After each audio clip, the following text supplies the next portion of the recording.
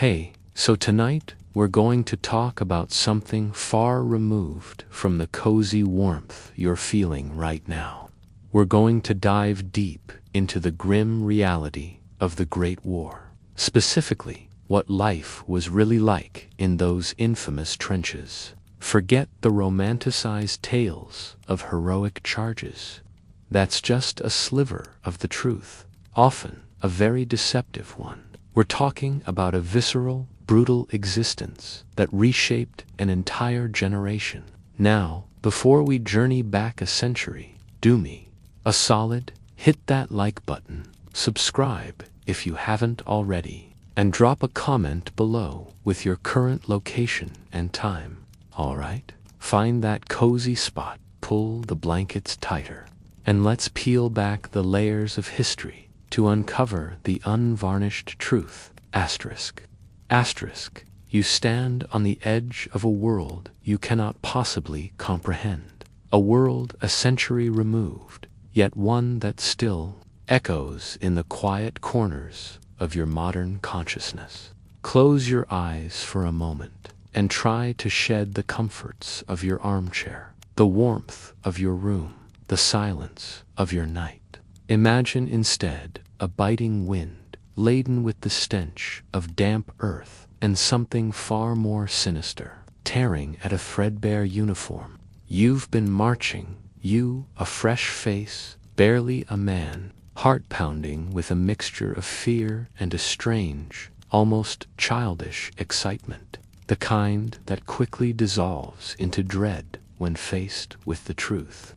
You've heard the stories, of course, seen the recruitment posters, the rousing speeches, but nothing, absolutely nothing, prepares you for this. This is the Western Front. This is where you, with your soft hands and optimistic spirit, are about to descend.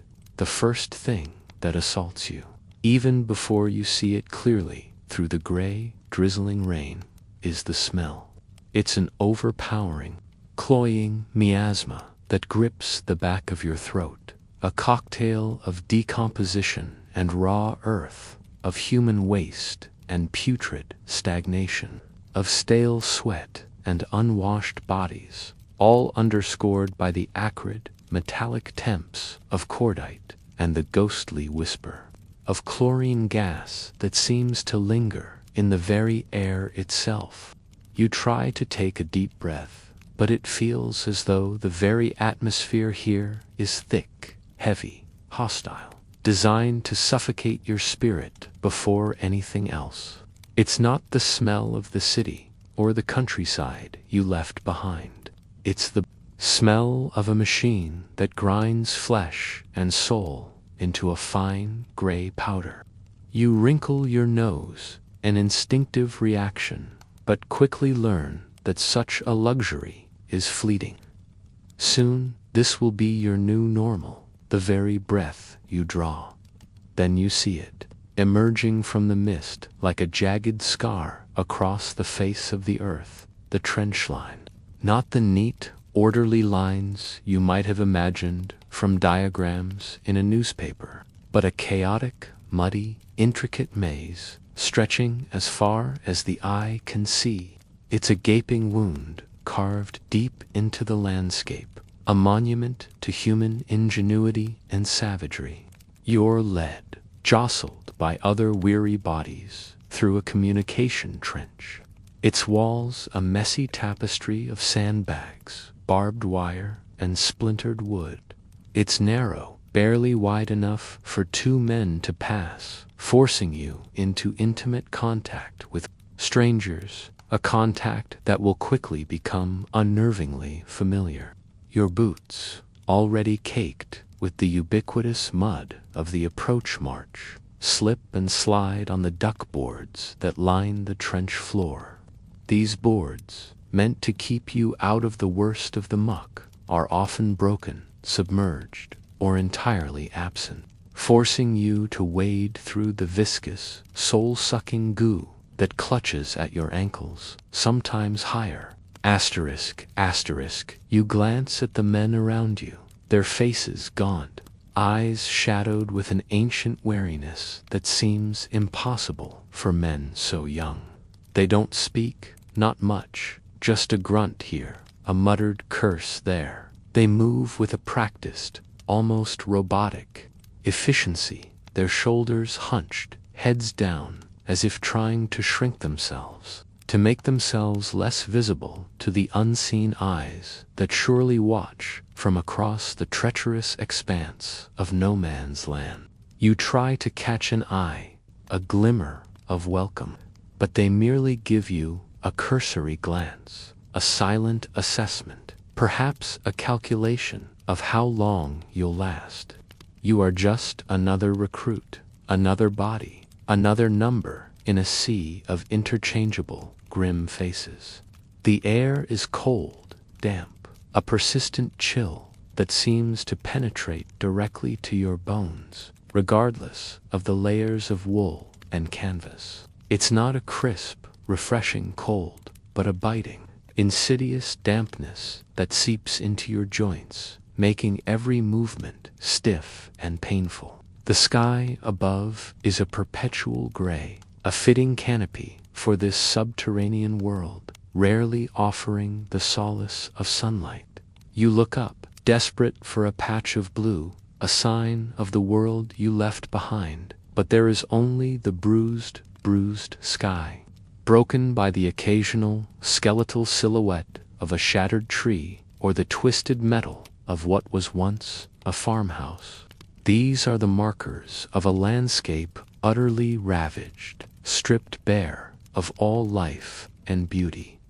As you move deeper, the sheer scale of the trench system becomes apparent. It's not just a single line, it's a labyrinth of dugouts, firing steps, machine gun posts, latrines, aid stations, and command posts, all connected by a spiderweb of communication trenches. You realize with a sickening lurch that this isn't just a temporary bivouac. It's an entire underground city, built for one purpose, to wage a war of attrition, inch by agonizing inch.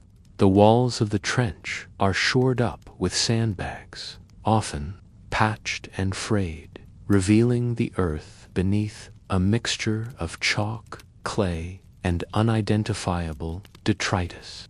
You touch one, and it feels cold, damp, perpetually weeping moisture. The sounds are just as overwhelming as the smells and sights. There's a constant, low thrum, a distant rumble that you soon learn is the ever-present artillery, a guttural growl that never truly ceases. It's like the world itself is perpetually clearing its throat, preparing for another thunderous roar.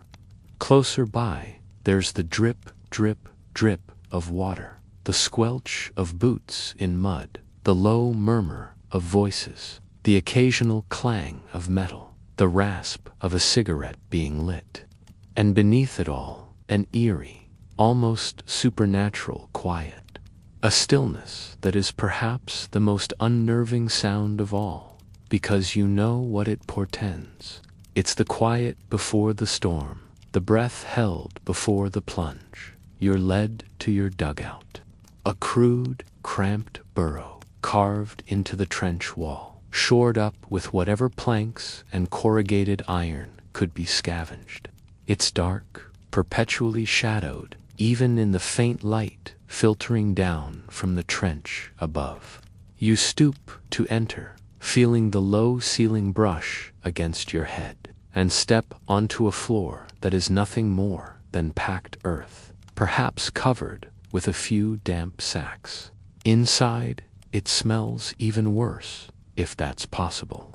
A concentrated essence of human habitation, of unwashed bodies, stale food, and the ever-present damp. You see a few crude bunks, shelves carved into the earth, a flickering candle casting long, dancing shadows that make the small space feel even more claustrophobic. This, you realize with a sinking heart, is your new home. This is where you will eat, sleep, live, and pray to survive. Asterisk, you try to imagine your own bedroom, the soft sheets, the familiar scent of your home, the quiet of your modern world. It's an impossible leap, isn't it? The very air you breathe now is alien, the ground beneath your feet treacherous, the walls around you a constant reminder of your precarious existence. You are no longer a citizen of the world you knew. You are a denizen of the underworld, a mole in a sprawling, dangerous burrow. The soft sounds of your breath, the gentle beating of your own heart, feel strangely out of place in this cacophony of quiet desperation and distant violence. You sit down on the rough earth, your uniform already feeling grimy, a part of the trench itself. You pull your knees up to your chest, trying to make yourself small, trying to disappear, trying to absorb the shock of this new, terrifying reality. The descent into the earth isn't just physical, it's a descent of the soul. You feel the weight of the war pressing down on you, a palpable burden that no uniform can ever truly protect you from. You look out from the mouth of your dugout, back, up into the main trench, and watch as the shadowy figures of other men pass by. Their faces obscured by the gloom, their movements slow and heavy. They are living ghosts, and you are about to join their ranks. The Great War has claimed you, body and soul, and your journey into its depths has only just begun. The comfort you left behind now feels like a dream, a fading echo, swallowed by the cold, damp, suffocating embrace of the trench. Welcome to the front. You are here now. Asterisk, you wake, if you can call it waking, from a sleep that was more of a fitful, shallow stupor, perpetually teetering on the edge of awareness. The cold has already claimed you, a persistent, gnawing ache. In your bones, a damp chill that seems to have seeped into the very marrow. You try to stretch, but the cramped space of the dugout prevents any real movement, and every muscle protests with a dull throb. The first thought, before even the memory of your name fully coalesces, is of the mud. It's always the mud. They are everywhere. They breed in the seams of your coarse wool uniform, in your hair, in your bedding, if you are lucky enough to have any. You can't see them easily, not until they're in great numbers, but you feel them. Oh, you feel them. They bite, leaving behind angry red welts, which you scratch until they bleed, creating open sores that quickly become infected in this filthy environment. The itching is maddening, a constant, low-level torture that never truly ceases. It wears you down, erodes your patience, makes you feel perpetually unclean. No matter how much you try to brush them away, you learn quickly the ritual of chatting or seam squirrel hunting. Imagine you, sitting in your dugout, or perhaps huddled with a few other men, painstakingly picking through the seams of your uniform. You hold the fabric up to the faint light of a flickering candle, or the gray light filtering down from the trench, your eyes straining, searching for the telltale tiny white eggs, known as nits, or the larger grayish-white adults. When you find them, you crush them between your thumb and forefinger with a satisfying, albeit grim, pop. It's a desperate, almost primal act, a tiny victory against an overwhelming foe, but you know it's a futile battle. For every dozen you kill, 100 more are already hatching, waiting to claim their share of your blood. The lice are not just an annoyance. They are a significant vector for disease. They carry trench fever, a debilitating illness that causes severe headaches, muscle pain, and fever, sometimes lasting for weeks. You see men racked with it, their bodies shaking, their eyes hollow with pain. It's yet another unseen enemy, one that sneaks up on you, silently weakening your resolve, threatening to take you out of the line, or worse, out of the fight permanently. You learn to live with them, to accept them as another grim reality of this existence. But you never truly stop fighting them, scratching and searching, a constant, futile battle against the teeming hordes on your own body. And then there are the rats. Oh, the rats. You think you know rats. Perhaps you've seen one scurrying through an alleyway in the city, or heard tales of them in the sewers. But these are trench rats, a breed apart. They are enormous, some as large as small cats, fattened on a diet of human refuse and, horrifyingly, the unburied dead. They are audacious, fearless, and utterly ubiquitous. You hear them first, a scuttling sound in the walls of the dugout, a rustle in the sandbags, a scratching on the duckboards. Then you see them, bold and brazen, darting across the trench floor, their beady eyes reflecting the dim light, their long, naked tails trailing behind them. They are fearless, having grown accustomed to the human presence, even thriving on it. You quickly discover that no food is safe from them. Leave a crumb, a scrap of biscuit, a piece of bread, and it will be gone in moments, snatched by a whiskered snout and carried away into the dark recesses of the trench. You learn to guard your meager rations fiercely, hanging food from the dugout ceiling, storing it in sealed tins, a constant, weary battle against these furry thieves. The sight of them, especially in the dead of night, is enough to curdle your blood. You lie in your dugout, trying to snatch a few moments of sleep, and you hear them.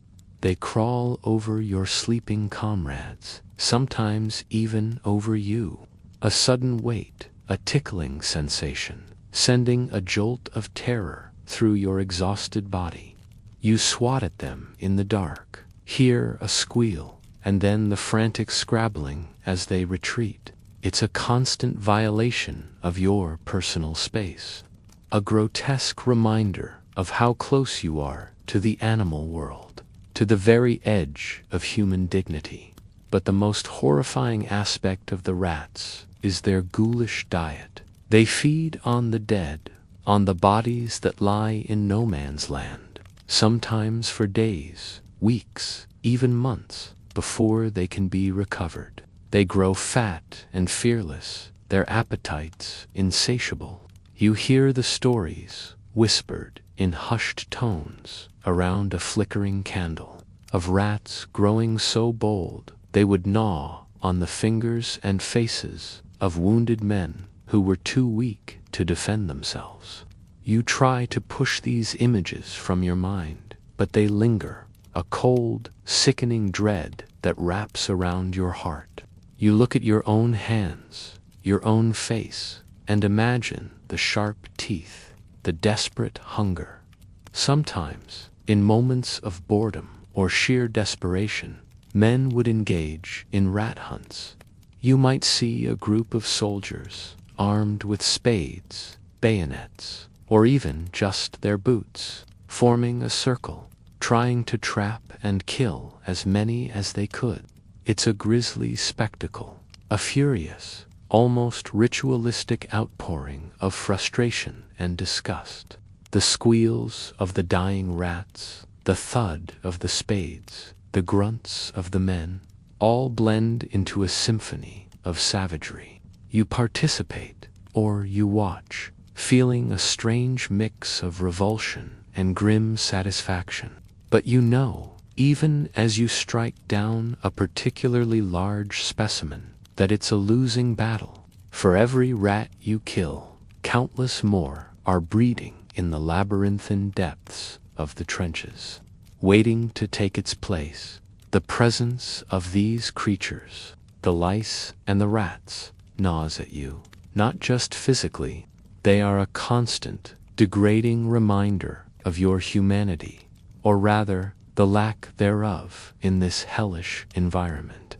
You are reduced to sharing your existence with vermin, to being a source of food for them, a host for their parasites. It's a profound blow to your sense of self, a constant erosion of the civility and cleanliness you once took for granted. You remember the meticulously clean homes of your childhood, the crisp sheets, the absence of any scurrying sounds in the night. Now, those memories feel like a distant fairy tale, a fantasy concocted in another lifetime. You are here, perpetually itchy, perpetually aware of the unseen things crawling on your skin, perpetually vigilant against the larger, bolder creatures that share your precarious existence. The war has stripped you bare, leaving you exposed not just to the enemy's bullets, but to the indignities of a primal, animalistic struggle for survival against the very lowest forms of life. The rats and the lice are not just nuisances. They are symbols of the decay, the degradation, the utter unholiness of the trench experience. They are the silent, constant witnesses to your suffering, feeding off your despair, thriving in the conditions that threaten to break your spirit. And as you try to scratch another invisible itch, or jump at the sudden scuttle of a rat in the dark, you know, with a chilling certainty, that these uninvited guests will be with you for as long as you remain in this God-forsaken place. They are your companions, your tormentors, and perhaps, in a twisted way, the most authentic inhabitants of the trenches. Segment 4. The hunger and the hardtack. You find yourself, perhaps in the mid-morning lull, or during the brief, dangerous pause of a shared cigarette, reaching for the familiar, rough texture of your haversack. It's a small, worn canvas bag, and within it lies the most potent symbol of your daily struggle, your connection to sustenance, and often your deep, gnawing dissatisfaction, the army ration. Forget for a moment the gourmet meals, the endless variety, the fresh produce that fills the shelves of your modern supermarkets. Erase from your mind the notion of a balanced diet or the simple luxury of choosing what you want to eat. Here, in the trench, food is fuel, a necessary evil, a caloric intake designed solely to keep your body functioning, to propel you forward another day, another hour, another minute. The staple, the unyielding, unappetizing king of trench rations, is the hardtack biscuit. Imagine a biscuit, but not the light, flaky, butter-rich confection you might enjoy with a cup of tea. No, this is different. This is a square, incredibly dense, rock-hard slab of flour and water, baked to an almost petrified state, designed for maximum durability and minimal palatability. You hold it in your hand, a small beige brick, and marvel at its unyielding nature.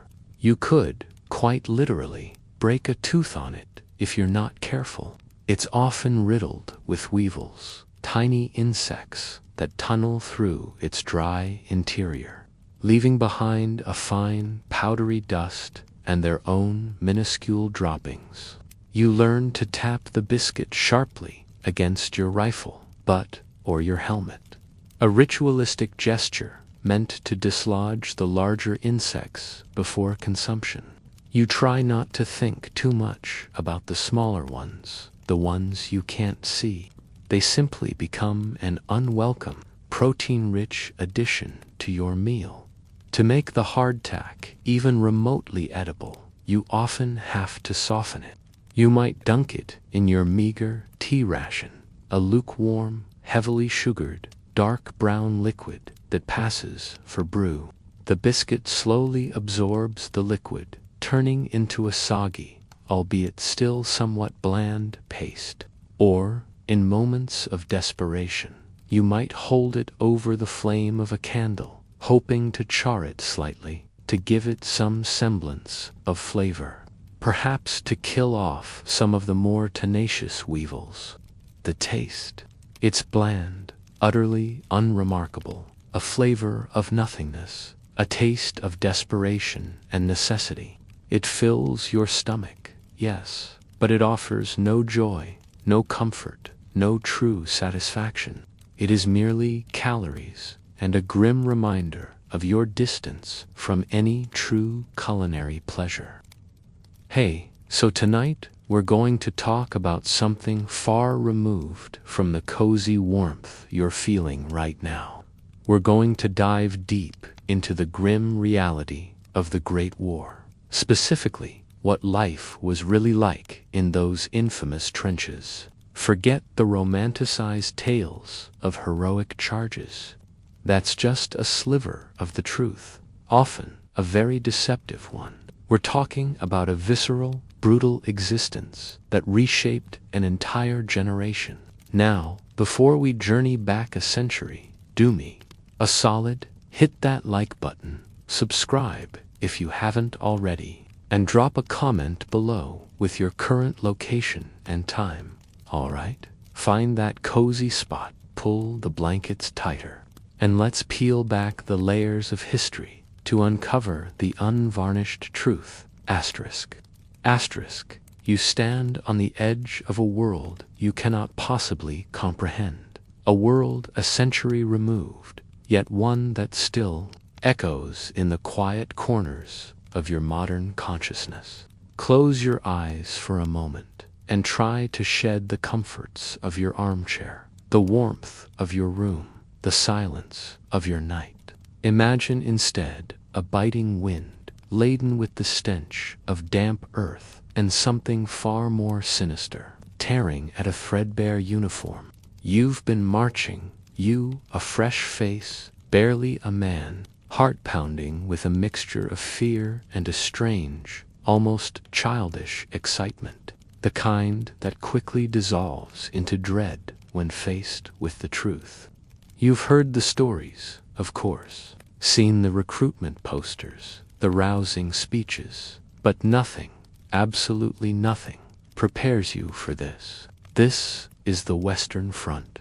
This is where you, with your soft hands and optimistic spirit, are about to descend.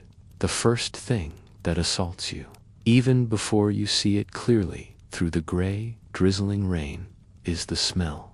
It's an overpowering, cloying miasma that grips the back of your throat, a cocktail of decomposition and raw earth, of human waste and putrid stagnation, of stale sweat and unwashed bodies, all underscored by the acrid, metallic temps of cordite and the ghostly whisper of chlorine gas that seems to linger in the very air itself. You try to take a deep breath, but it feels as though the very atmosphere here is thick, heavy, hostile, designed to suffocate your spirit before anything else. It's not the smell of the city or the countryside you left behind.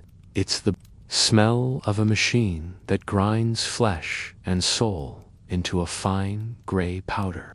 You wrinkle your nose, an instinctive reaction, but quickly learn that such a luxury is fleeting. Soon, this will be your new normal, the very breath you draw. Then you see it, emerging from the mist like a jagged scar across the face of the earth, the trench line. Not the neat, orderly lines you might have imagined from diagrams in a newspaper, but a chaotic, muddy, intricate maze stretching as far as the eye can see. It's a gaping wound carved deep into the landscape, a monument to human ingenuity and savagery. You're led, jostled by other weary bodies through a communication trench. Its walls a messy tapestry of sandbags, barbed wire, and splintered wood. It's narrow, barely wide enough for two men to pass, forcing you into intimate contact with strangers, a contact that will quickly become unnervingly familiar. Your boots, already caked with the ubiquitous mud of the approach march, slip and slide on the duck boards that line the trench floor.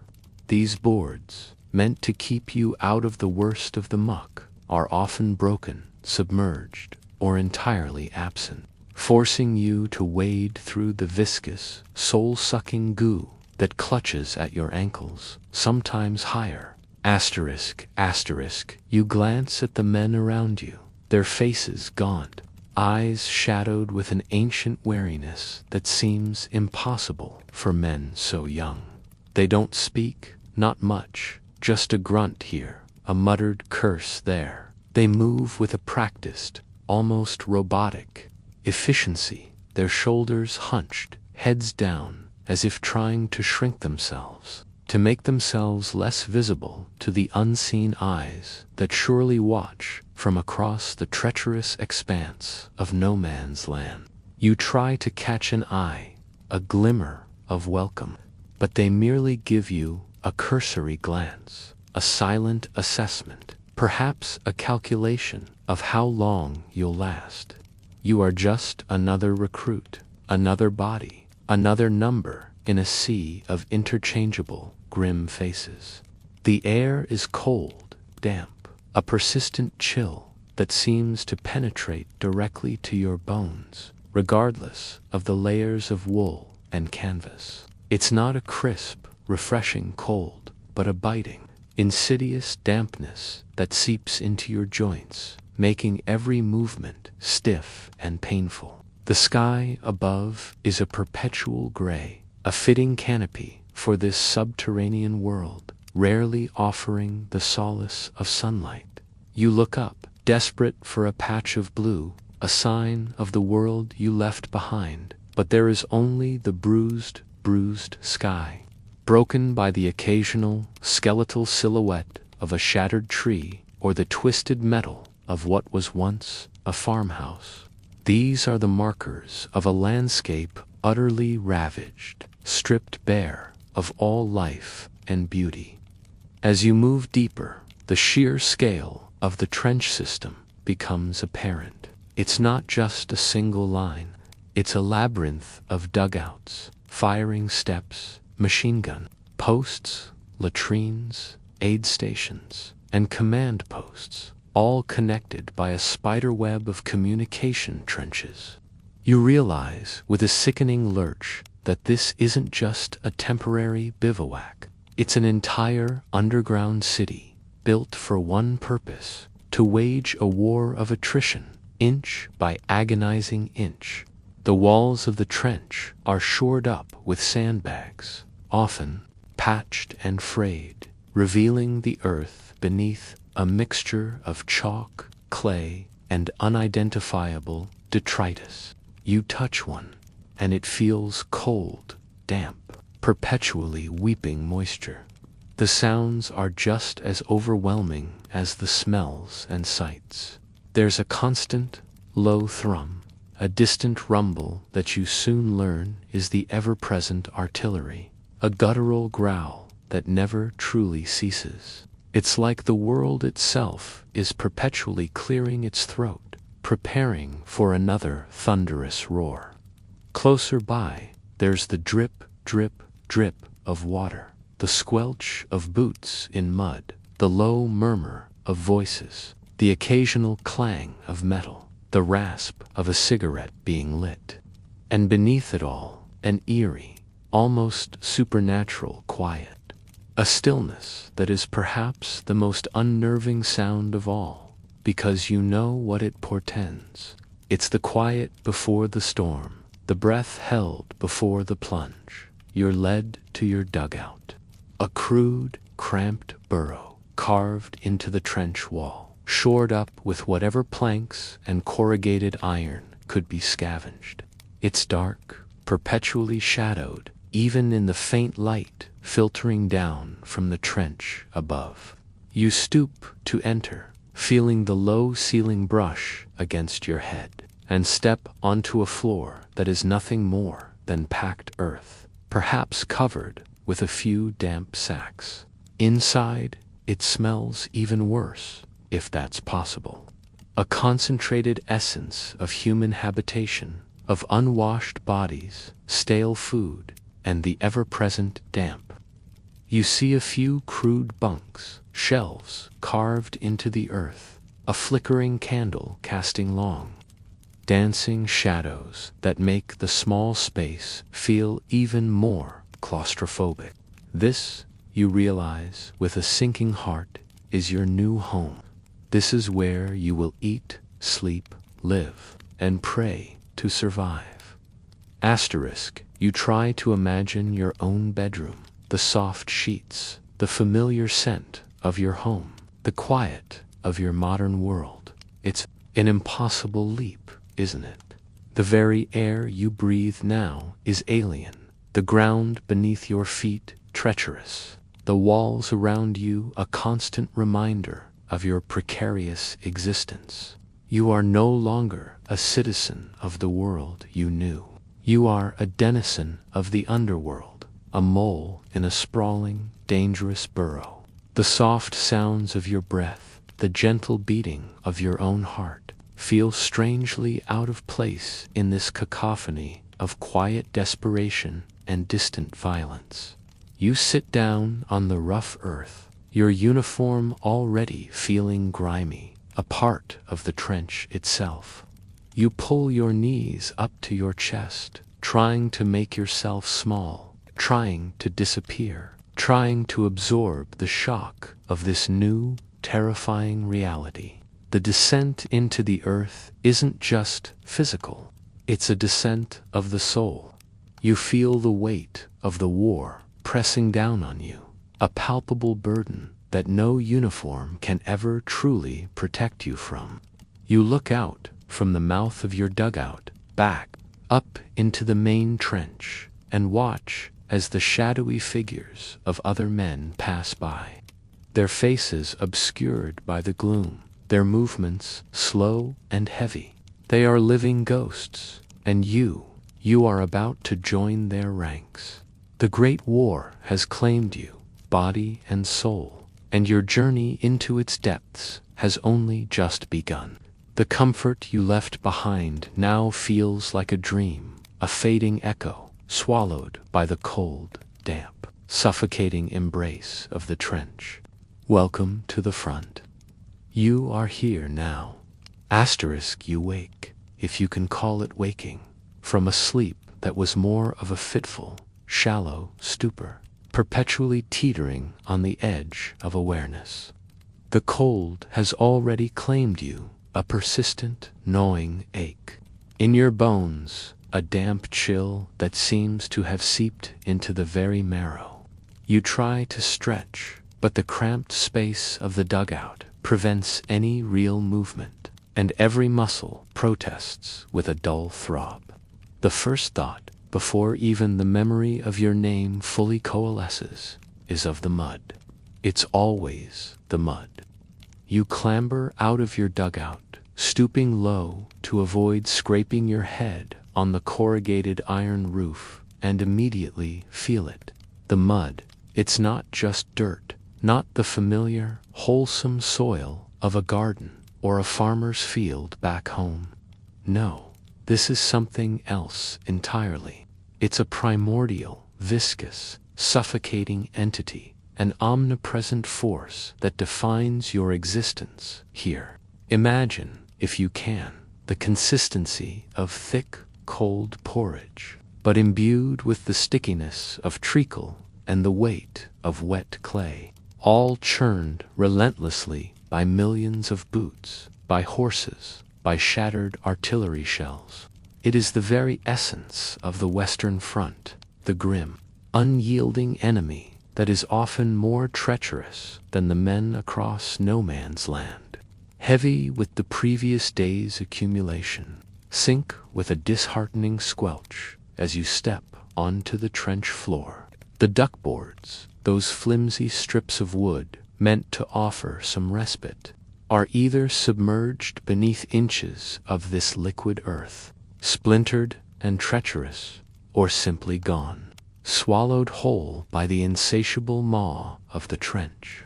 You try to pick your way carefully, but it's a futile exercise. Every step is an effort, a deliberate exertion of will to lift your leg from the clinging embrace of the sludge. It sucks at your feet, pulls at your ankles, threatening to strip your boots clean off your feet, leaving you stranded, vulnerable, exposed.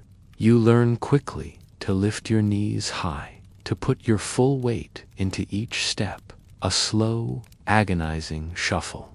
This mud is a living thing, a malevolent presence that permeates every aspect of your life. It coats your uniform in a thick gray-brown crust that, once dry, cracks and flakes, leaving behind a fine, insidious dust that works its way into every pore, every fold of your clothing, every hair on your head. You can taste it on your lips, feel it gritty between your teeth, see it beneath your fingernails, no matter how much you try to scrape it away. It's in your tea, mixed with your rations, smeared across the pages of the letters you try to write home.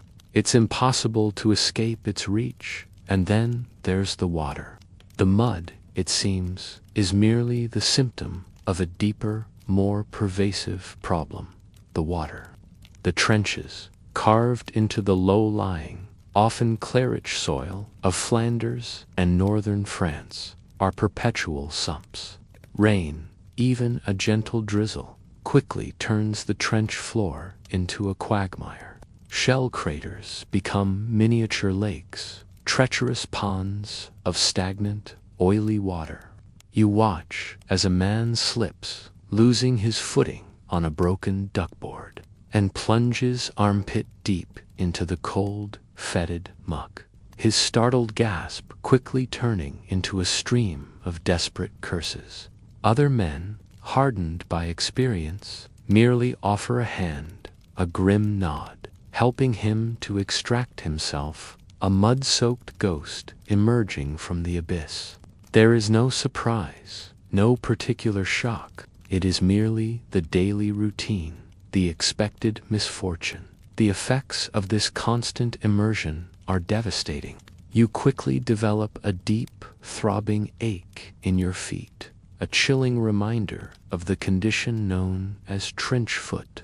Imagine your feet, perpetually wet, encased in cold, damp boots, the skin turning a deathly white, then mottled blue, swollen and numb. The blood circulation slows, the flesh begins to die, rotting on your very bones. You see men with feet so badly affected they can no longer walk, their toes black and gangrenous, requiring amputation. The smell of decaying flesh, a sickly sweet scent, becomes another grim addition to the trench's olfactory tapestry, a constant warning of what awaits you if you don't take the painful, daily measures to try and keep your feet dry. You learn to rub them vigorously, to change your socks whenever possible, a rare luxury, and to pray for a few hours of dry weather. The water is not merely rain, it's a terrifying mix of sewage, unburied bodies, and the countless other nameless horrors that seep into the ground. It's a breeding ground for disease, a silent killer that takes more lives than bullets or shells. You watch as men succumb to dysentery, to typhoid, their bodies racked with fever and weakness, evacuated to casualty clearing stations, often never to be seen again. The fear of sickness becomes a constant companion, a fear that gnaws at you, even as the fear of the enemy's bullets recedes into a background hum.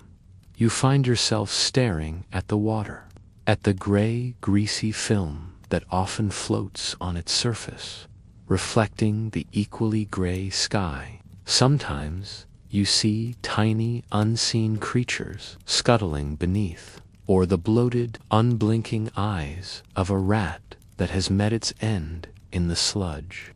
It's a landscape of decay, a testament to the fact that even the earth itself has been corrupted by the war. You remember the clean rivers of your youth, the sparkling streams, the refreshing rain that would wash the world clean. Here, the water only brings more filth, more misery, more death. The physical strain of moving through this quagmire is immense. Every patrol into no man's land, every journey along the communication trench becomes an exhausting ordeal. You expend double the energy for half the distance, your muscles screaming in protest. The mud weighs down your uniform, your equipment, making you feel perpetually heavy, perpetually bogged down, both physically and spiritually. It's as if the trench itself is trying to pull you down, to reclaim you, to merge you with its filthy, primordial essence. You recall now the simple luxury of walking on dry ground, of stepping onto a paved street or a grassy field without having to consider where your foot will land, whether it will sink, whether it will slip. That freedom, that thoughtless ease of movement, now seems like an almost divine gift. Here, every step is a calculation, a struggle, a battle against the very ground beneath your feet. You envy the birds, if any dared to fly over this desolation, for their ability to soar above the muck, to escape its tenacious grip. The psychological impact of the mud and water is equally profound. It breeds a sense of futility, a feeling of being utterly trapped and overwhelmed by forces beyond your control. You are constantly dirty, constantly wet, constantly cold. There is no escape, no true cleanliness, no real warmth. This relentless discomfort grinds you down, slowly but surely, eroding your spirit, dimming the spark of hope that flickers precariously within you. You yearn for a hot bath, for clean clothes, for the simple sensation of being truly dry and warm, but these are distant memories. Fading into the realm of fantastical dreams, you watch as men, once meticulously groomed, descend into a state of perpetual grime, their faces etched with the same dirt that cakes their uniforms. Personal pride, once a powerful motivator, slowly gives way to a resigned acceptance of the inevitable. What's the point of trying to stay clean when the very act of existing here ensures you will be perpetually sullied? The mud is a great equalizer, a democratic force that reduces officers and privates alike to the same state of damp, dirty misery. Even in your dugout, the mud finds a way. It's tracked in on your boots, on your clothes, clinging to your equipment.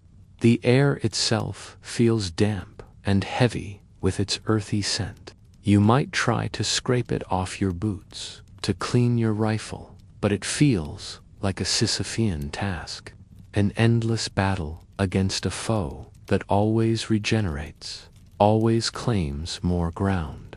The trench is a womb of mud, and you are its unwilling, dirty child.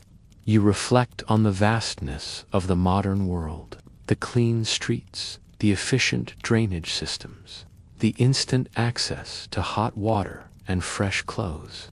It feels like a world away, not just in time, but in fundamental reality.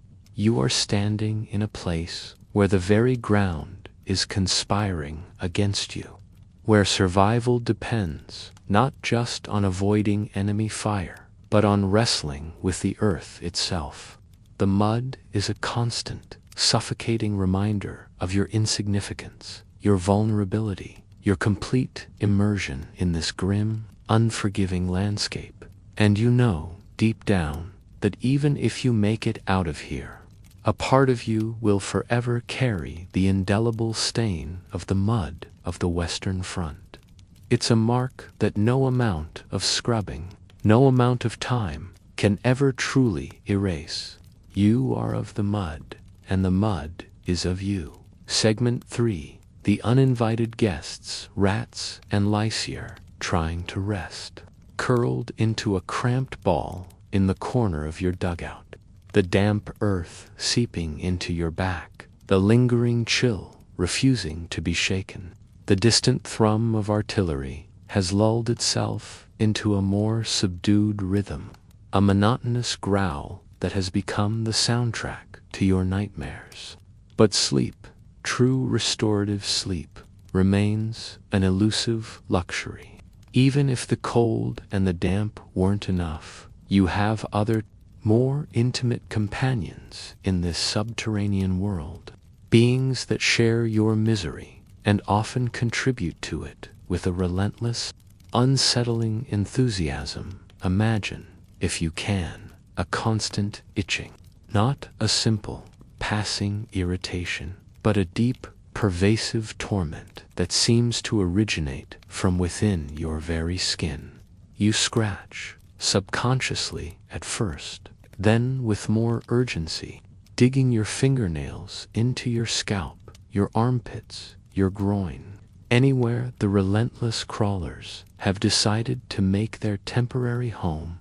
These, my friend, are the lice, trench lice, tiny, insidious parasites, no bigger than a pinhead, yet capable of inflicting untold psychological and physical misery. Then there's the tea. Always the tea.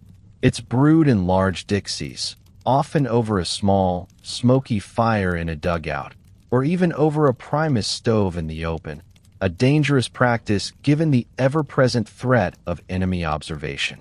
The tea is strong, black, and heavily sugared. It's not just a drink. It's a lifeline, a source of warmth in the perpetual cold, a momentary comfort in the face of relentless misery. You cup your mess tin, feeling the heat seep into your frozen fingers, and take a long, grateful swallow. The sugar provides a quick burst of energy, a fleeting moment of solace. You might even find a stray tea leaf or two floating in the murky depths, a testament to the hurried, battlefield brewing methods. It's the closest thing you get to a hot meal, a moment of fleeting domesticity in a world devoid of it. Sometimes, if you're lucky, if the supply lines aren't too disrupted, you might receive a parcel from home. This is a moment of pure, unadulterated joy, a glimpse into the world you left behind. You tear open the package with trembling hands, revealing treasures beyond measure. A fresh cake, perhaps a tin of biscuits, a packet of cigarettes, a clean pair of socks, a letter filled with love and longing. These items are shared, carefully, with your closest comrades, a silent pact of generosity in the face of shared hardship.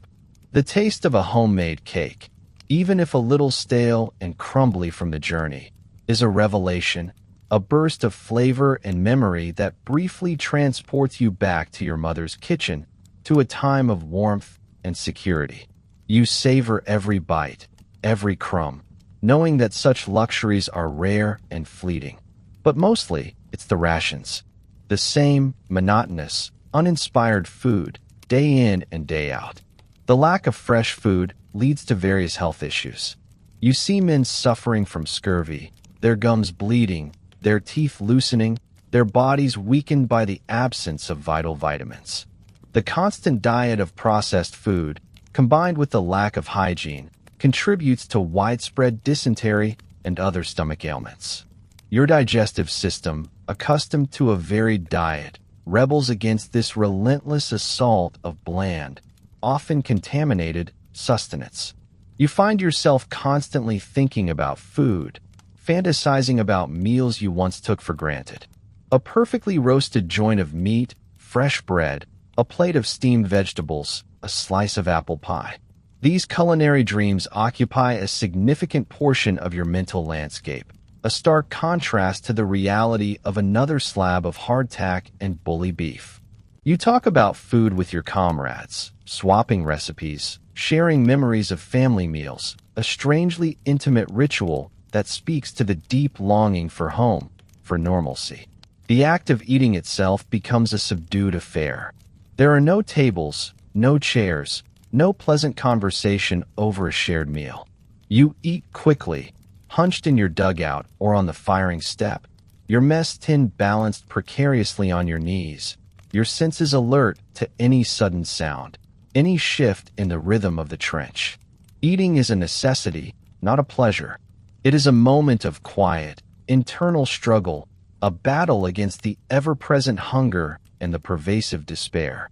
You learn to make do, to appreciate the smallest things. A slice of fresh bread, if it ever arrives, feels like a feast.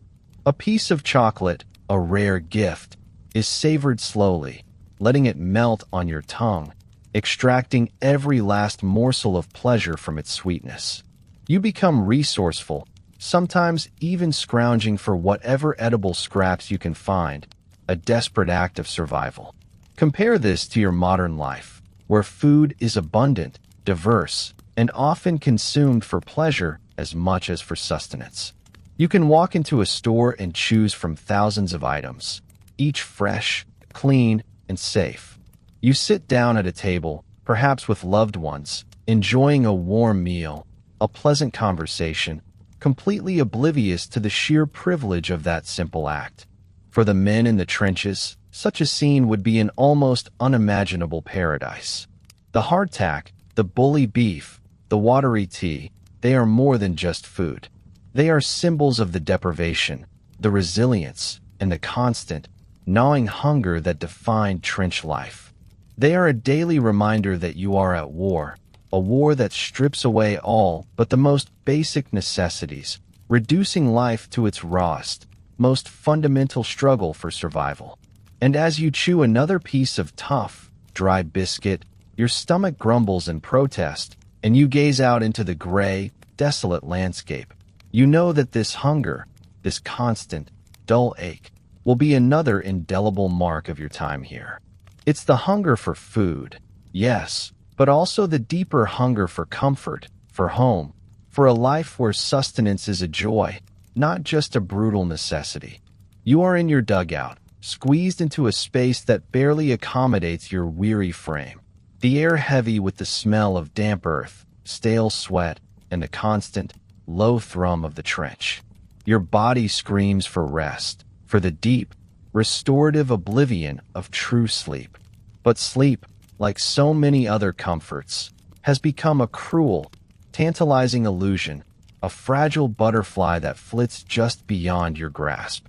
Imagine lying down, if you can, on a crude bunk made of splintered wood or merely on the cold, damp earth, a threadbare blanket offering scant protection from the biting chill. There are no soft mattresses, no plush pillows, no quiet, dark room to cocoon you. Here, in the trench, sleep is a battle, a constant struggle against an overwhelming barrage of discomforts and dangers. First, there is the cold. It seeps into your bones, chilling you to the core, making your muscles ache and your teeth subtly chatter. Your breath mists in the frigid air, even in the supposedly sheltered confines of the dugout. You shiver, trying to pull your meager blanket tighter, trying to compress yourself, to shrink from the pervasive chill, but it's a losing battle. The cold is a constant, insidious presence, gnawing at your warmth, stealing your precious body heat, making your extremities numb and painful. Then there is the damp. The very air is heavy with moisture, clinging to your uniform, to your skin, making everything feel clammy and unwelcoming. The ground beneath you, even if covered by a few sacks, exudes a pervasive dampness that penetrates your clothing, leaving you feeling perpetually wet, perpetually uncomfortable. You toss and turn, seeking a dry spot, a momentary reprieve from the chilling moisture, but it is nowhere to be found. The damp is a constant reminder of your uncomfortable reality, a persistent enemy that refuses to grant you peace. And then, the noise. Oh, the noise. Even in the quiet hours, there is no true silence. There is the distant rumble of artillery, a low, guttural growl that seems to resonate in your very bones, a constant reminder of the war's ever-present threat. You hear the occasional crack of a rifle, the whiz of a stray bullet passing overhead, the sudden, terrifying explosion of a shell landing too close for comfort. Closer still, there's the drip, drip, drip of water from the trench walls, the rustle of rats in the sandbags, the occasional shouted command, the stifled cough of a comrade. Even the silence is punctuated by an acute awareness of your surroundings, a hypervigilance that refuses to completely switch off. Your mind, too, is a tormentor. It races with thoughts of home, of loved ones, of the horrors you've witnessed, of the dangers that still await you. You replay the day's events, the near misses, the faces of those who didn't make it. You wonder if you'll survive another day, another night. The fear, a cold knot in your stomach, keeps you perpetually on edge, preventing the deep relaxation necessary for true sleep. Your thoughts are a swirling maelstrom, a constant chatter that refuses to be silenced, even when your body is screaming for rest. When you do finally drift off, it's not into a peaceful slumber, but into a shallow, fitful doze, constantly interrupted. You might be jolted awake by a sudden explosion, or by the shout of a sentry, or by the unsettling feeling of a rat scurrying over your blanket.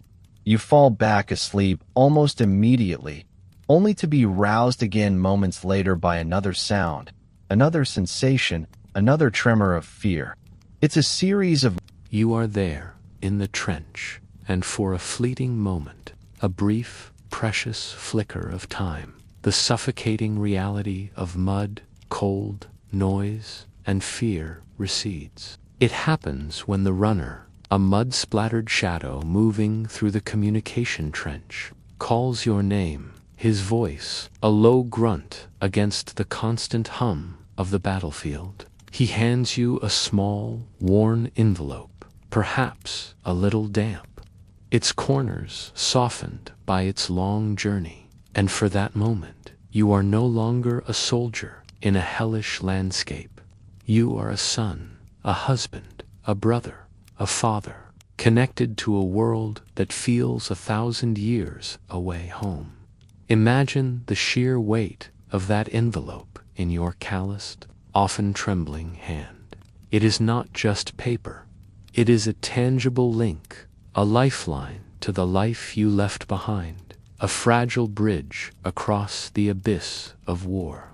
You tear it open carefully, your heart pounding with a mixture of hope and dread. Will there be good news? Will everyone be well? Will they still remember you, the person you were before this nightmare claimed you? Each letter is a gamble, a roll of the dice in a game where the stakes are your very sanity.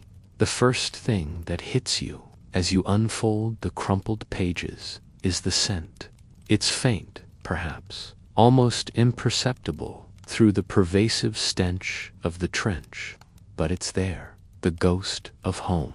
Perhaps it's the lingering perfume of your mother, the faint smell of tobacco from your father's pipe, the clean scent of laundry, or even the aroma of the familiar paper itself. It's a sensory shock, a sudden, powerful connection to a world of warmth, safety, and domesticity, a stark contrast to the foul odors that usually assault your nostrils. You close your eyes for a moment, breathing it in, trying to hold onto that fleeting memory, that precious phantom of normalcy. Then you begin to read.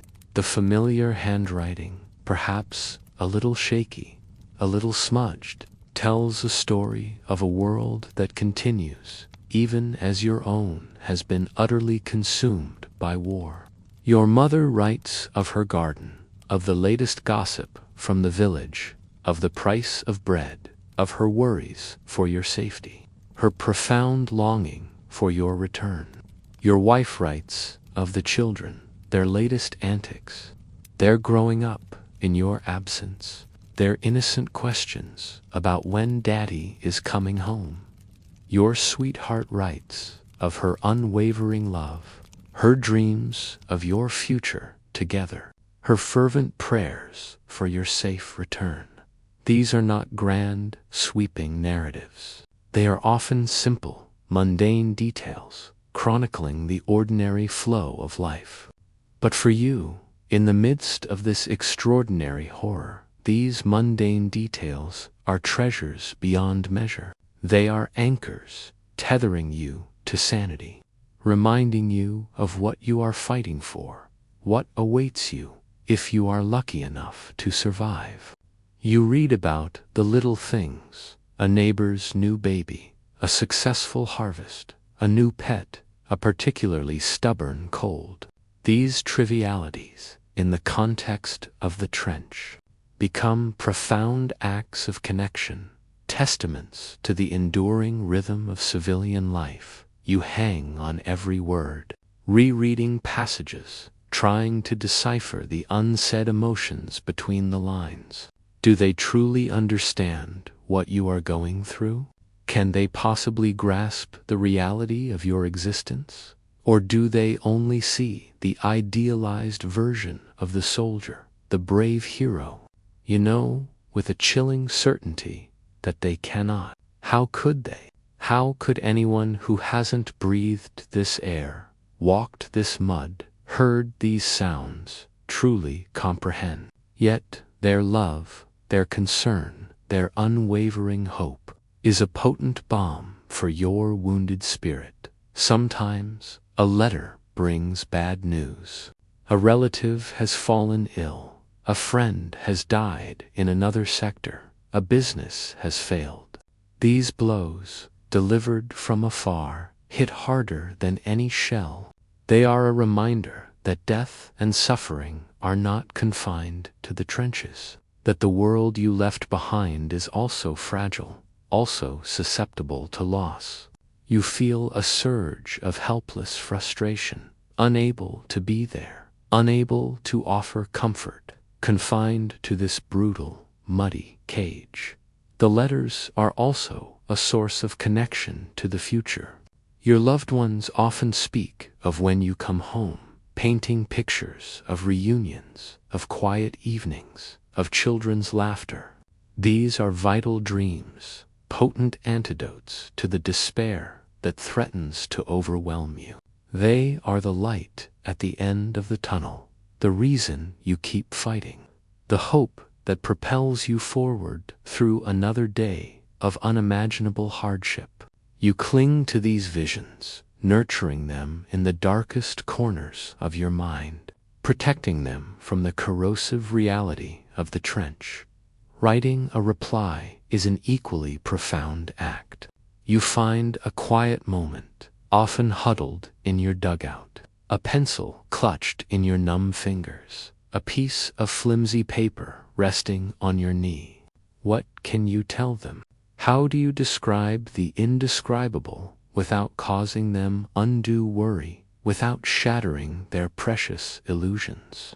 You censor yourself, carefully editing the grim details, painting a picture that is sanitized, more palatable, a version of the truth that allows them to sleep at night. You write of camaraderie, of boredom, of the weather, of your hopes for a quick end to the war. You never write of the mud, the rats, the lice, the screams, the fear, the constant proximity of death. You preserve their innocence, even as your own has been brutally stripped away. You pour out your longing, your love, your promises of return, careful to maintain a brave face, to reassure them that you are doing well. It's a performance, a necessary deception, a mutual conspiracy of love and protection. You tell them you are strong, that you are fine, even as your body aches, your mind is frayed, and your spirit is bruised. You draw a little picture for your child, a simple sketch of a flower or a bird, trying to convey a sense of normalcy, a fragment of joy. In a world utterly devoid of it, the wait for a reply is agonizing. Days stretch into weeks, each passing moment a silent question. Has your letter reached them? Are they well? Have they forgotten you? When a reply finally arrives, the relief is palpable, a quiet surge of gratitude that your fragile link to home remains unbroken. You compare this to your modern world, where instant communication is the norm.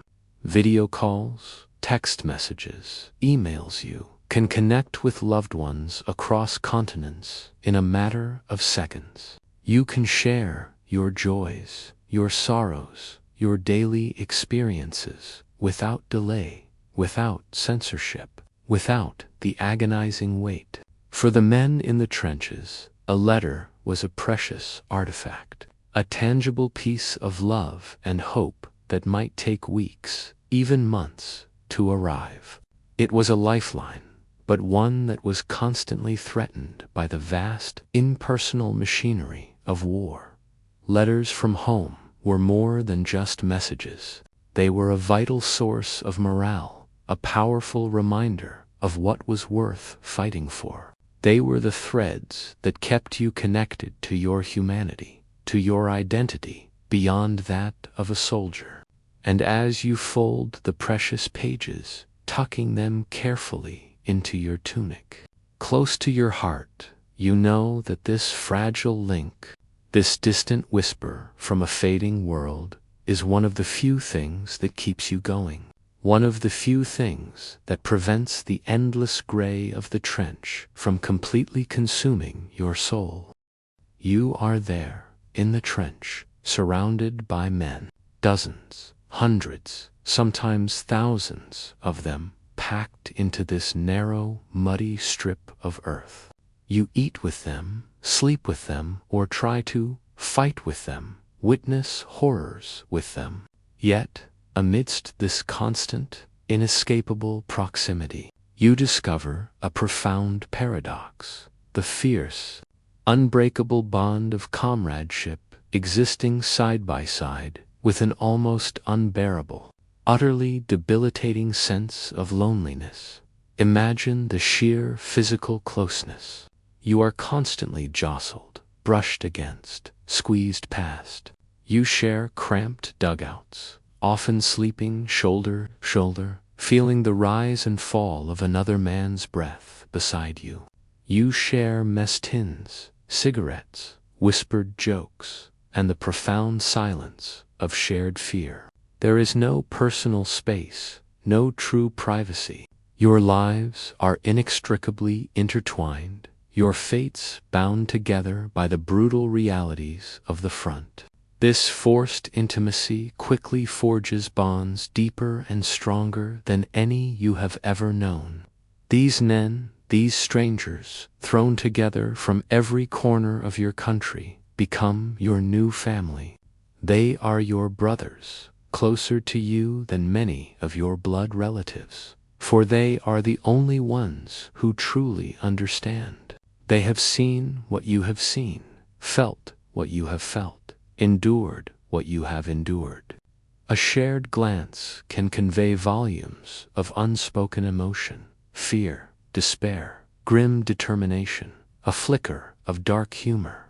In the face of unimaginable horror, these bonds are your anchor, your shield against the crushing weight of despair.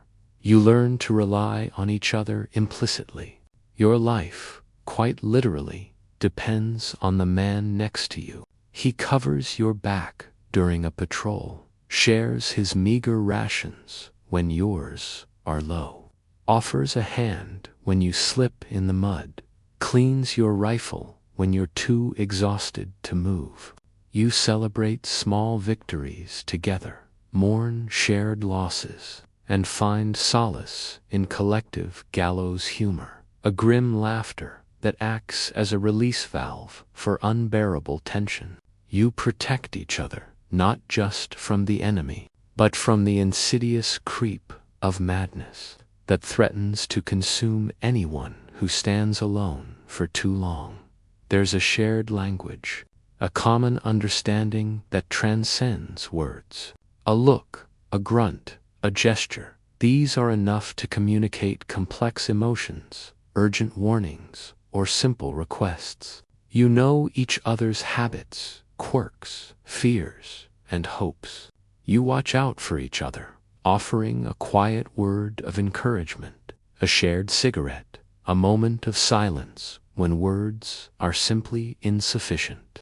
This camaraderie is a potent force, a warmth that flickers brightly in the cold, damp darkness of the trenches, a testament to the enduring human spirit in the face of absolute dehumanization. But then, the loneliness. Despite being surrounded by so many, you carry a burden that feels uniquely, profoundly your own.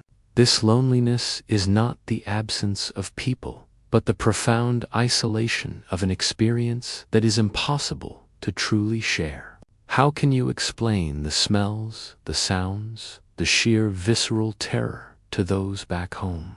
How can they possibly understand the constant, gnawing fear, the pervasive filth, the casual brutality of daily existence? You realize, with a heavy heart, that there is a growing chasm between you and the civilian world, a gap that can never truly be bridged. You write letters home, carefully censoring the truth, protecting your loved ones from the raw horror. This act of self-censorship, while born of love, deepens the isolation. You create a false narrative, a sanitized version of yourself and your experiences. And in doing so, you build a wall between yourself and those you love most. They receive your letters, filled with platitudes and reassurances, but they don't know the real you, the mud-caked, lice-ridden, shell-shocked soldier you have become. And you, in turn, feel increasingly alienated from their world of garden parties and mundane concerns. This loneliness is also about loss. Every day, men you have come to know, to rely on, to love like brothers, are killed or wounded. One moment, they are laughing beside you, sharing a cigarette. The next, they are a crumpled heap in the mud, a lifeless form dragged into a dugout, or screaming for a medic as their lifeblood drains away. Each loss tears a hole in your heart, leaving behind an aching void. You witness death so frequently, so casually, that it begins to harden you, to build up layers of emotional scar tissue. But beneath that hardened exterior, the grief accumulates, a heavy, silent burden that you carry alone. You might be the only one from your original village, your original life, left in your immediate group. As others fall, you become increasingly isolated, a sole survivor carrying the memories of those who are gone. The faces change, new recruits arrive, fresh-faced and naive, and while you welcome them, train them, look out for them, they are not your old comrades, the ones who shared those initial, terrifying moments with you. You carry the ghosts of the fallen, a silent army of memories that only you can see. Even among your fellow soldiers, there are unspoken boundaries. Some things are too terrible to articulate, too horrific to give voice to. You might share the common language of gallows humor, but the deepest fears, the most profound despair, often remain unvoiced, held close to the chest. Each man struggles with his own demons, his own private hell, and while you may offer support, you cannot truly enter the inner sanctum of another's suffering. You sit in your dugout, surrounded by the sleeping forms of your comrades, and you feel utterly, profoundly alone. The silence, when it comes, is not comforting, but rather a chilling echo chamber for your thoughts, your fears, your memories. You are a solitary consciousness, adrift in a sea of shared suffering, yet fundamentally apart. The warmth of camaraderie can only extend so far. It cannot penetrate the deepest recesses of your private agony.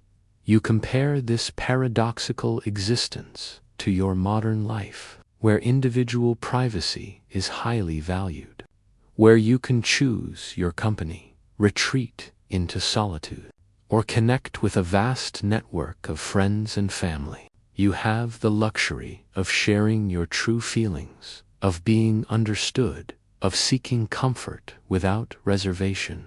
For the men in the trenches, this blend of enforced intimacy and profound isolation was a constant psychological battle, a testament to the complex and often contradictory nature of human experience in extreme conditions. The comradeship, fierce and unwavering, was a saving grace, a reason to keep going, a bulwark against madness. But the loneliness, equally profound, was an inescapable shadow, a deep, aching chasm that separated you from everyone, even those closest to you. You were one of many, yet utterly alone, a walking paradox, forever marked by the bonds forged in hell and the silent suffering endured in isolation. You are there, in the trench. And if I were to ask you to identify your most constant companion, the one presence that never truly leaves your side, it would not be a friend or a memory of home, or even the pervasive mud. No, it would be fear. Imagine it now, a cold, icy knot in the pit of your stomach, a subtle tremor in your hands, a pounding in your ears that is not entirely due to the distant artillery.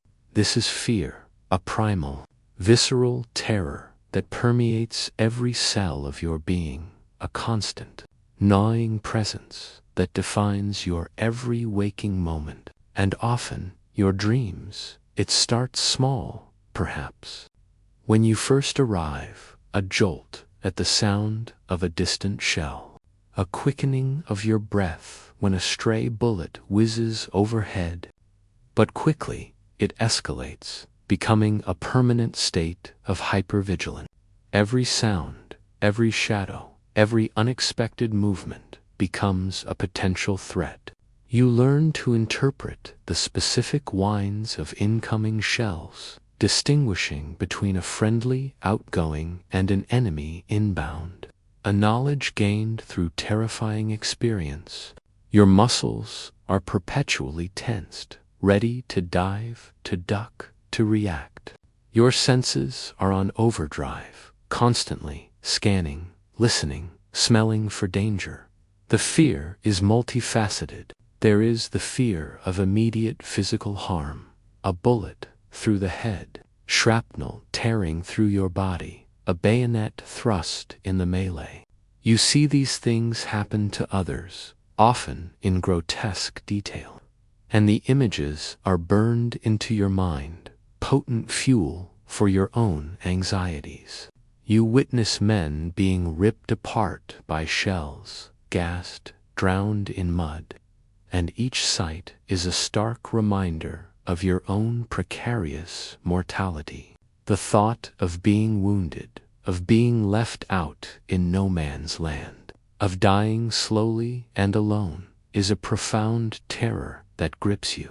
Then there's the fear of gas, the chilling cry of gas, gas, gas, sends a surge of pure adrenaline through your body, your hands fumbling frantically for your gas mask, your breath catching in your throat.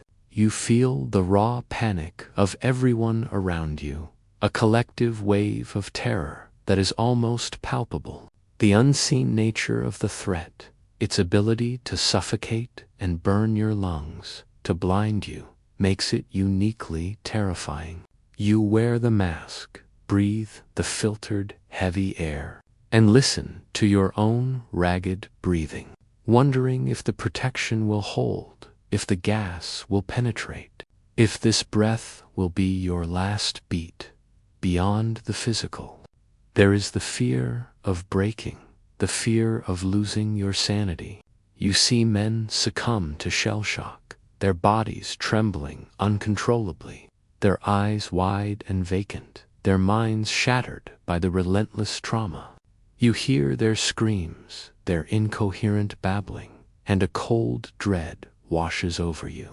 You worry that you, too, will reach your breaking point, that your mind will simply snap, unable to cope with the unending horrors.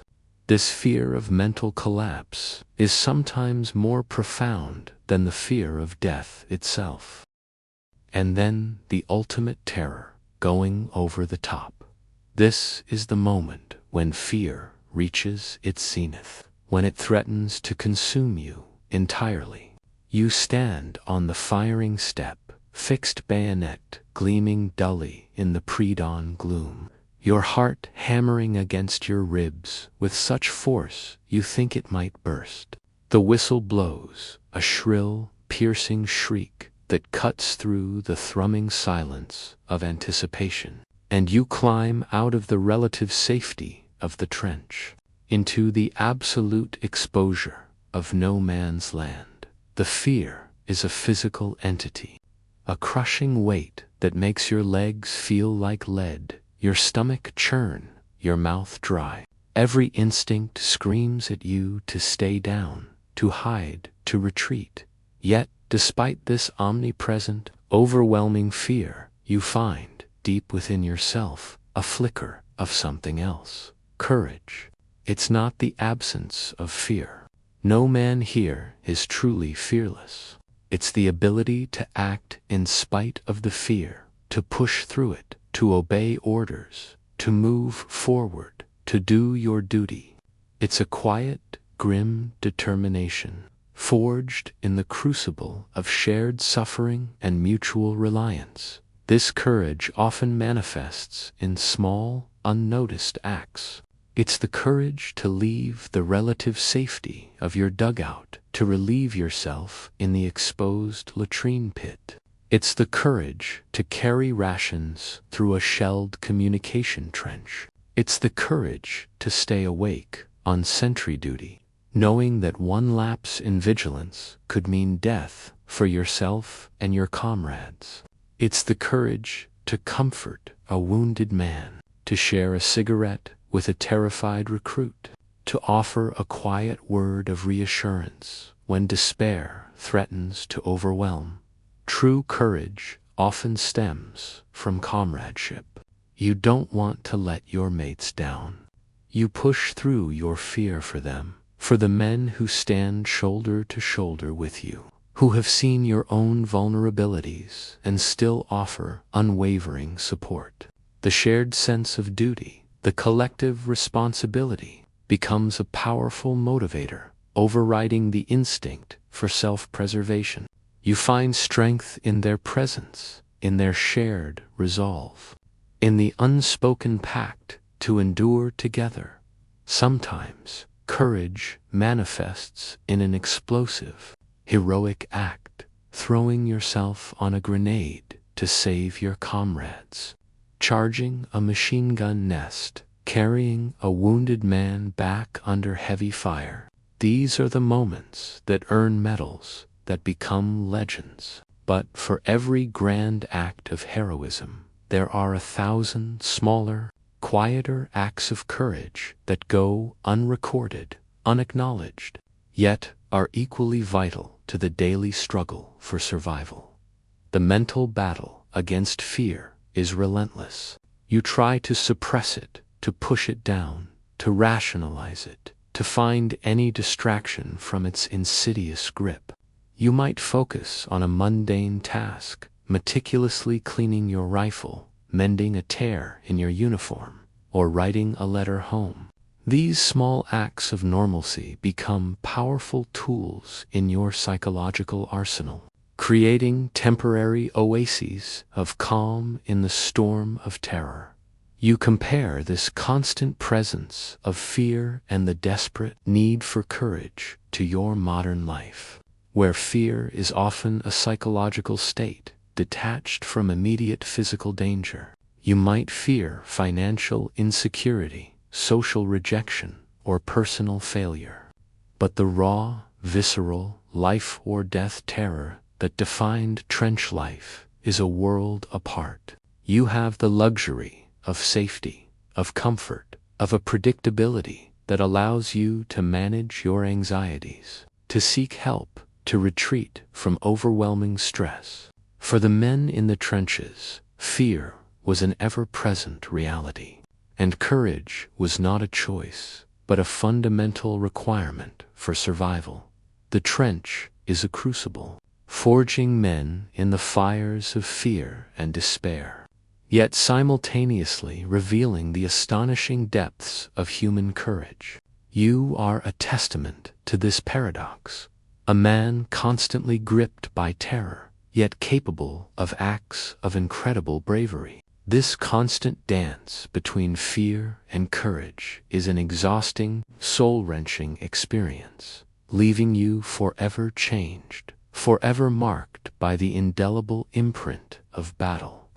And as you feel the familiar knot of dread tighten in your stomach, you also feel a quiet, grim resolve, a flicker of defiant spirit that somehow, against all odds, refuses to be extinguished. You are there in the trench, and the concept of cleanliness has become a cruel, distant memory, a relic from a previous lifetime.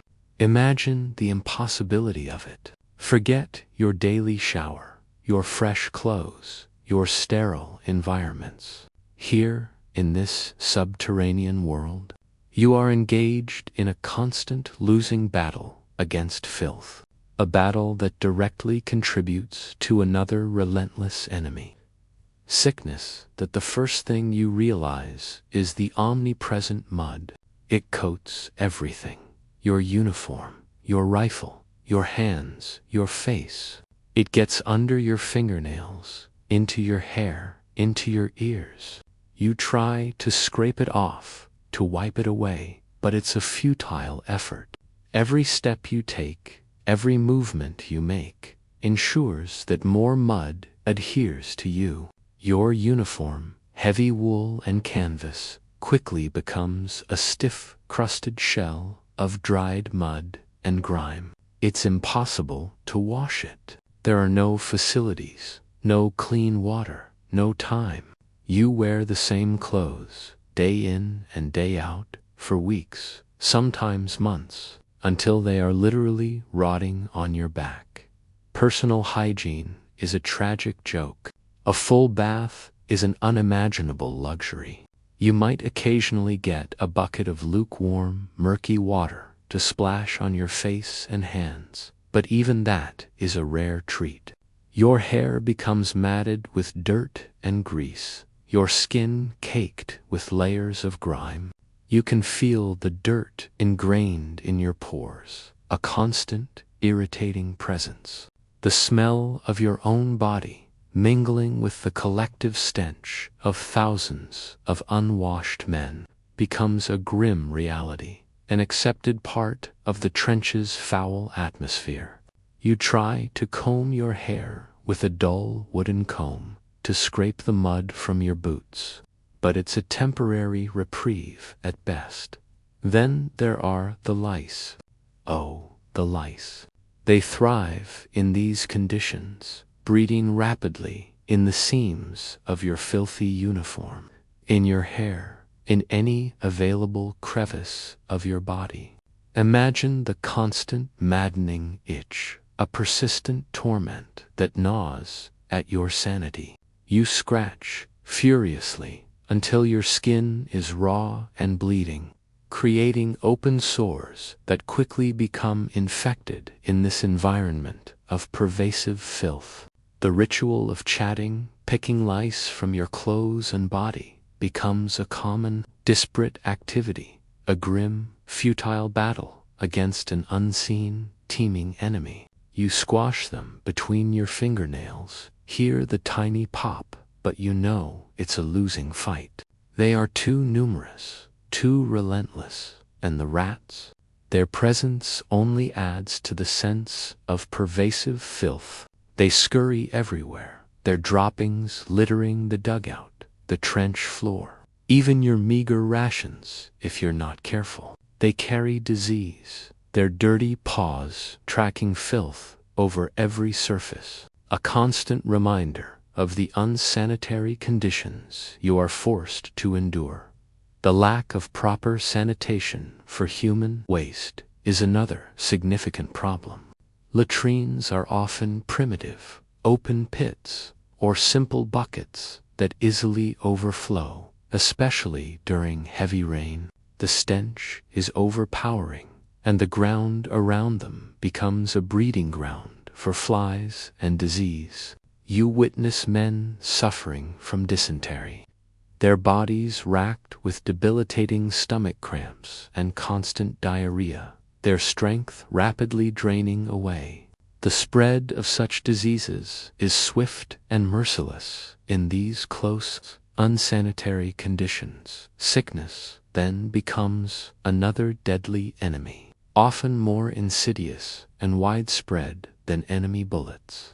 Beyond dysentery, you see men suffering from typhoid, from cholera, from influenza, from pneumonia, diseases that thrive in overcrowded, damp, cold, and unsanitary environments.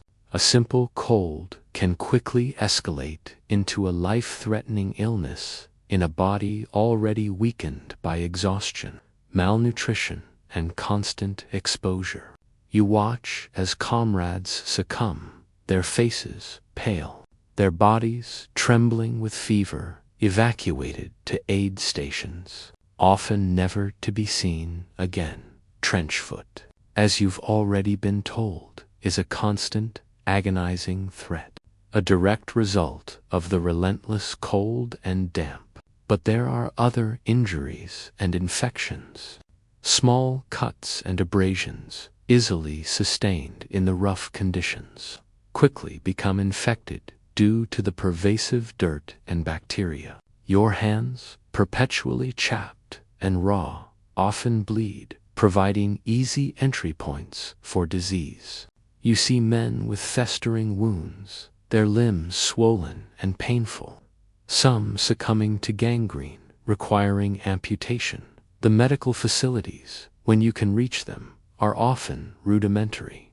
Aid posts in the trenches are cramped, dark dugouts, offering little more than basic first aid. Surgeons work tirelessly, often in horrific conditions, but their resources are limited.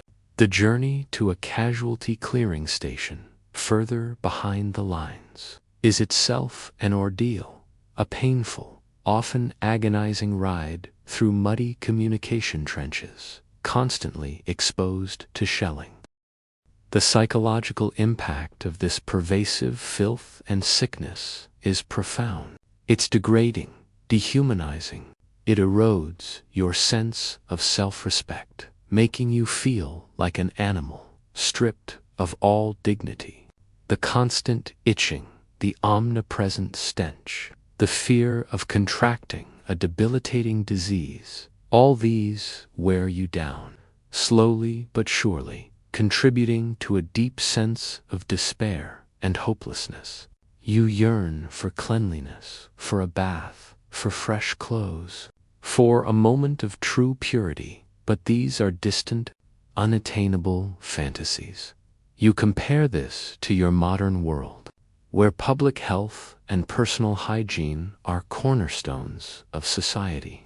You have access to clean water, sanitation systems, antibiotics, and a vast array of medical knowledge. You take for granted the ability to stay clean, to avoid preventable diseases, to seek immediate and effective medical care. For the men in the trenches, such luxuries were unimaginable, a testament to the immense chasm that separates their world from yours.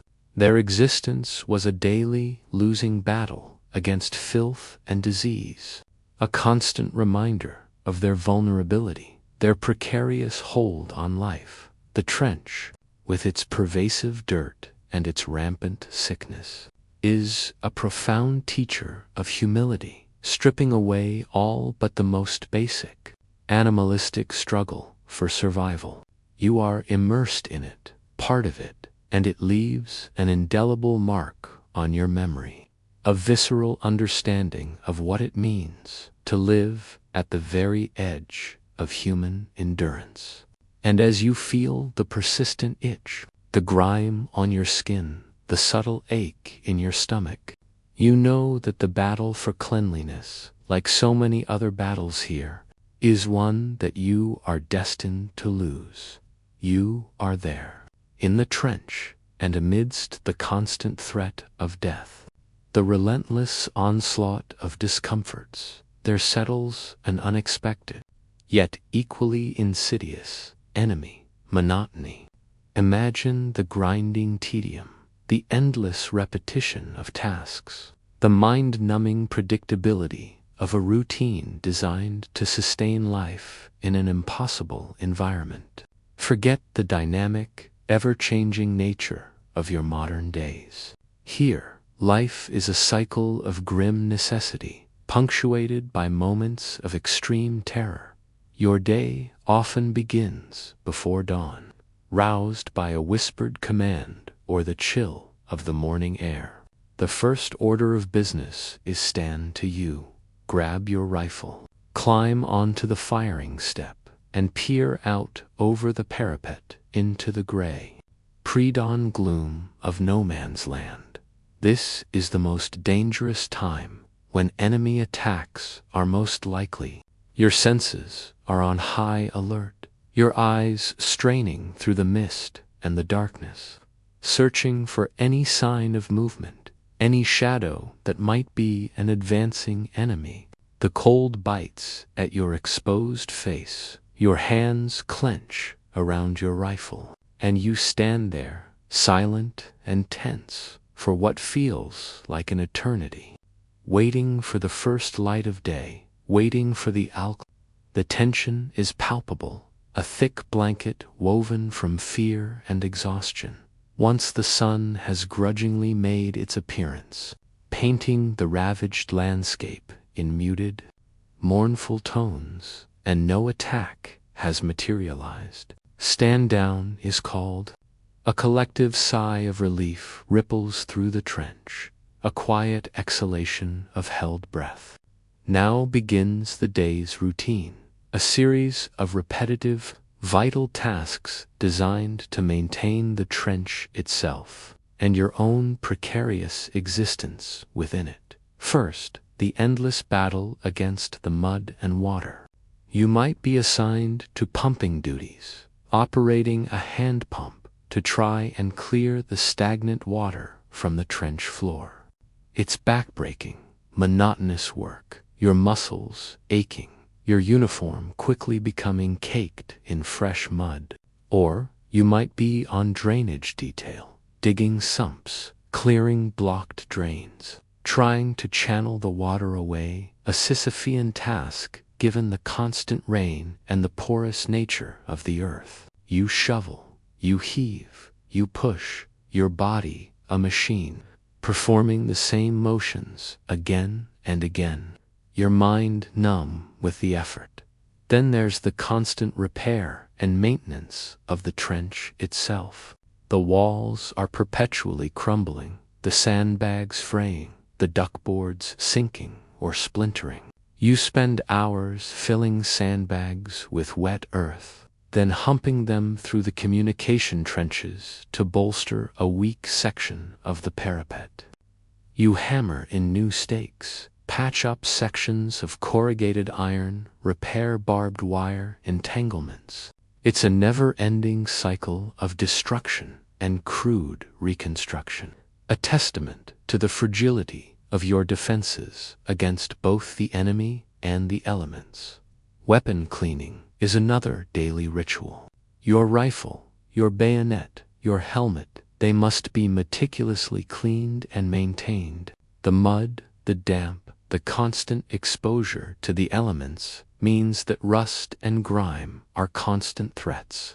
You meticulously strip your rifle, cleaning every component, oiling every part, ensuring it is in perfect working order. This is not just about discipline. It's about survival. A jammed rifle in the heat of battle is a death sentence. The repetitive motions are almost meditative.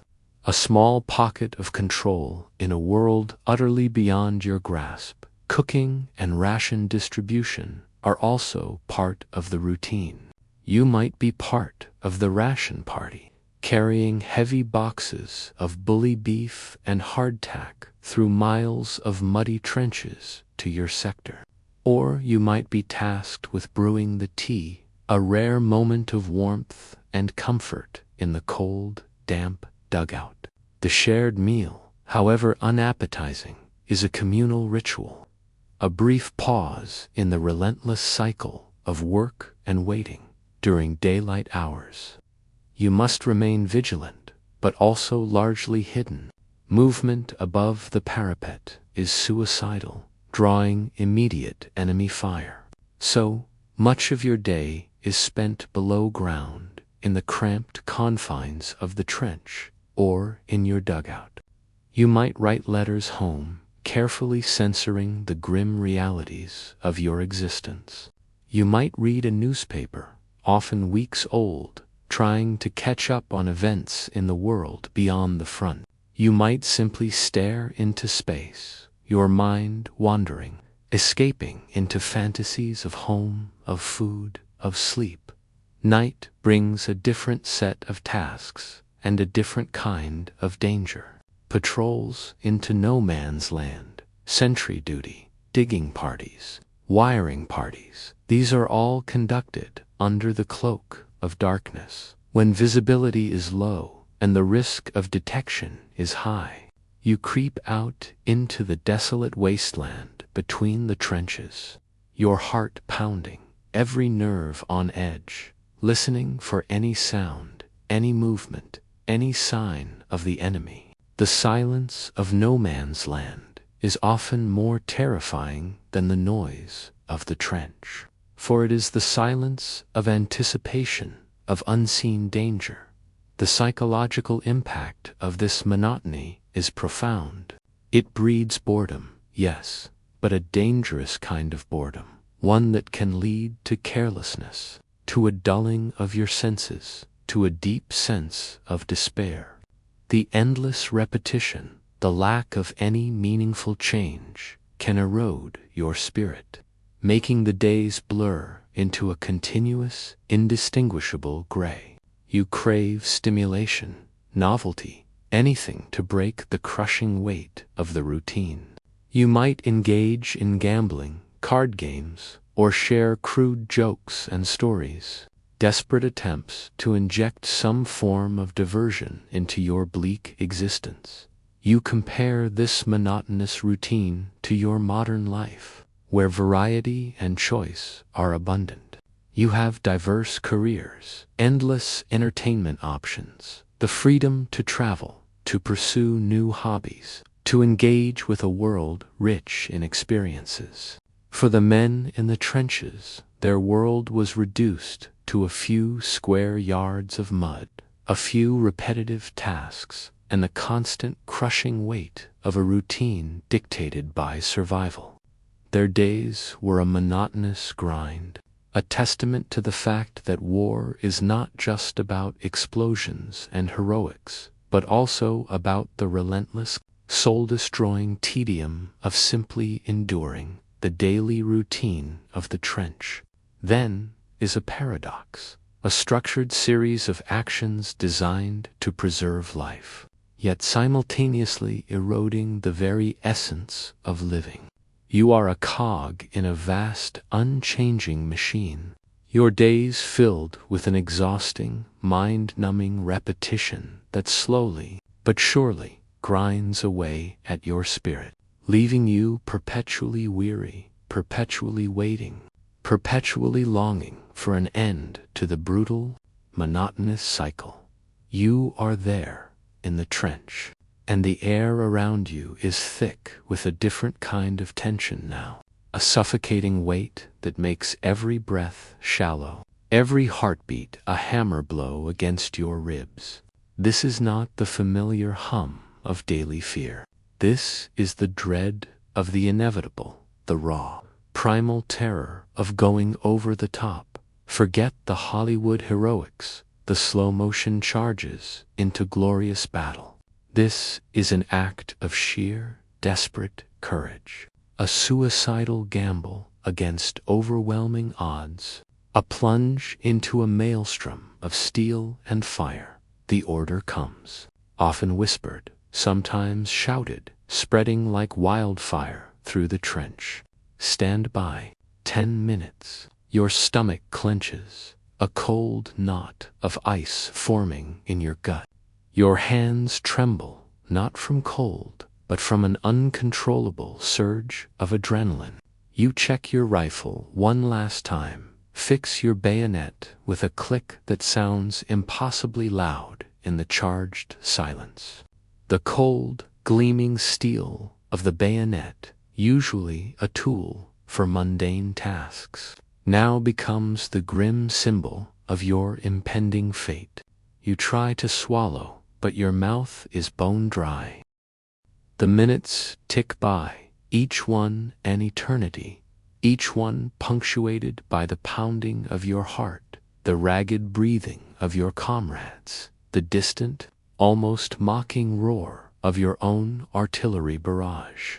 You glance at the men around you, their faces pale and drawn, eyes wide with a mixture of terror and grim resignation. Some whisper prayers, some offer a forced, hollow laugh. Some simply stare into the mud, seeking a last, fleeting moment of distraction from the horror to come. You share a quick, knowing look with the man next to you, an unspoken farewell, a mutual recognition of the thin veil between life and death. 5 minutes. You feel the earth beneath your feet tremble, not from a shell, but from the collective tension, the pent-up terror of hundreds of men. You adjust your helmet, pull your pack tighter, trying to gain some semblance of control over your own shaking body. You think of home, of a loved one's face, a desperate attempt to cling to the memory of normalcy, a life beyond this impending hell. But the memories are fragile, quickly overwhelmed by the crushing weight of the present. 2 minutes. The artillery barrage, which has been pounding the enemy lines relentlessly, begins to lift. This is the signal, the terrifying transition. The roaring thunder moves forward, and a sudden, unnatural quiet descends upon your trench. A silence that is more terrifying than any noise. It's the silence of anticipation, the breath held before the plunge, the chilling calm before the storm. You hear the final clicks of rifle bolts, the faint scrape of boots on the firing step, the whistle. Its shrill, piercing shriek cuts through the pre-dawn gloom, a sound that will forever haunt your nightmares. It's the signal, the command, the irreversible call to action. Over the top, shouts your officer, his voice hoarse with adrenaline, his face a mask of desperate courage. You climb. Your legs feel like lead, your body screams in protest, every instinct warring against the command to expose yourself. You scramble onto the firing step, then over the parapet, into the exposed, desolate expanse of no man's land. The barbed wire, usually a formidable barrier, is now merely an obstacle to be overcome.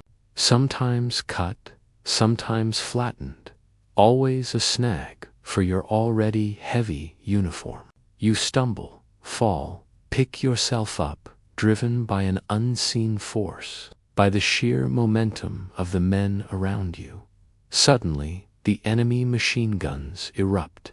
A terrifying, rhythmic chatter, a sustained, angry, ripping sound that cuts through the air, sending a solid wall of lead hurtling towards you. Bullets whiz past your ears, thud into the earth, ricochet off the twisted metal of the barbed wire.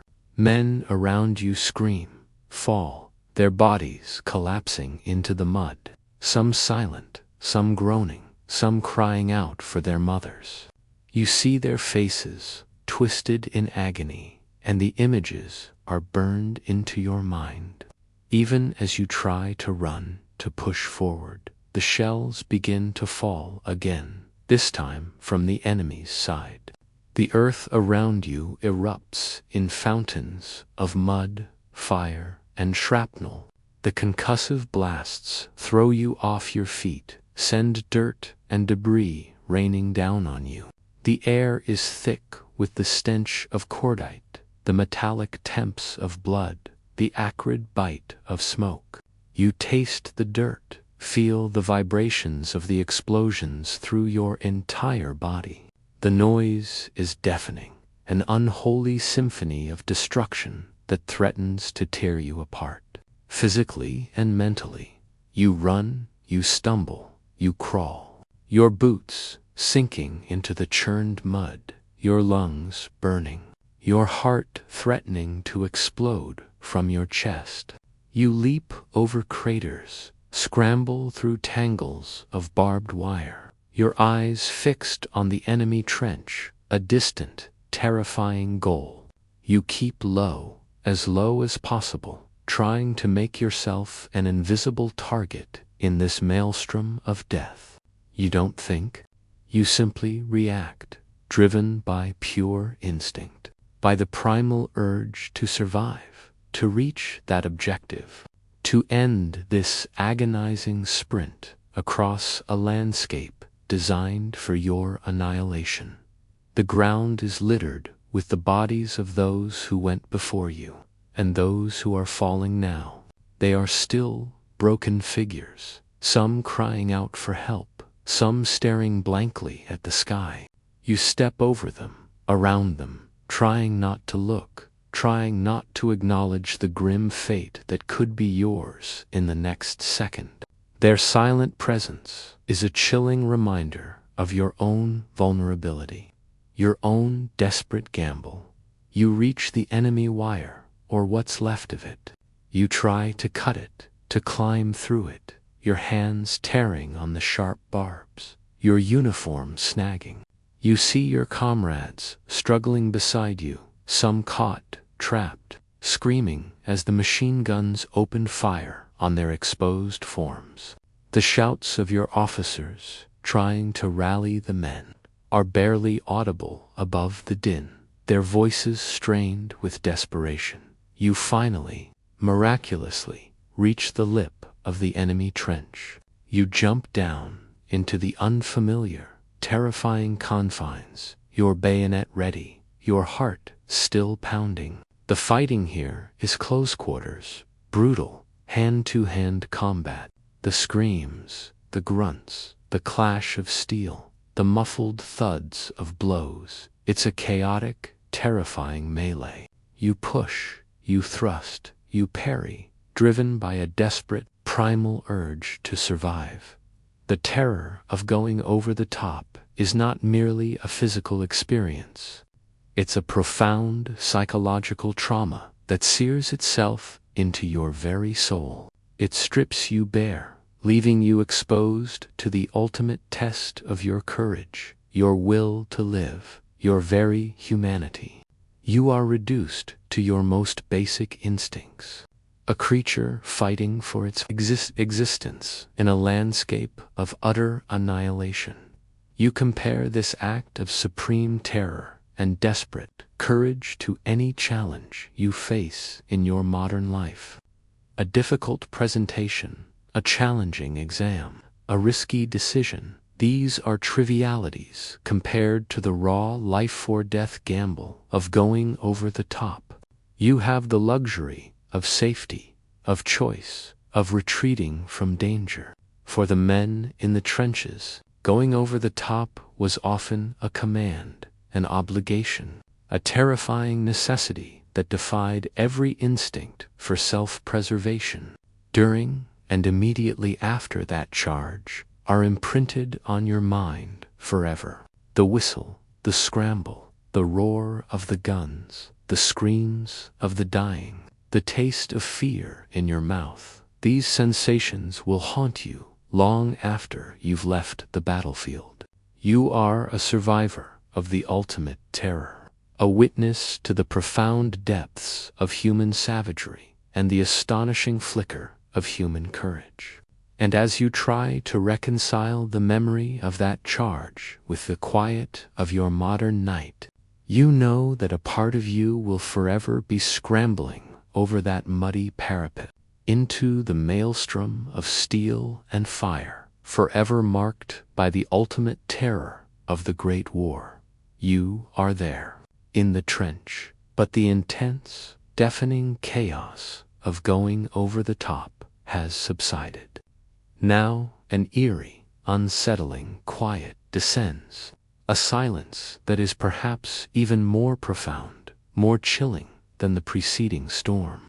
This is the aftermath, the grim reckoning, a period of stunned exhaustion and haunting reflection. Forget the clear-cut victories or defeats. Here, victory often tastes as bitter as defeat, and the true cost is counted in silent, unseen scars.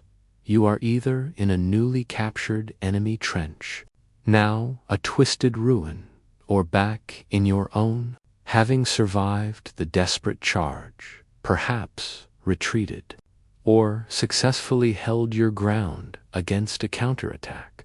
Your body aches, every muscle protesting, every joint throbbing. Your ears ring with the echo of explosions. Your head throbs, and the acrid stench of cordite, mingled with the unmistakable aroma of death, still clings to the air, assaulting your nostrils. You are coated in mud, sweat, and perhaps the blood of others, or your own.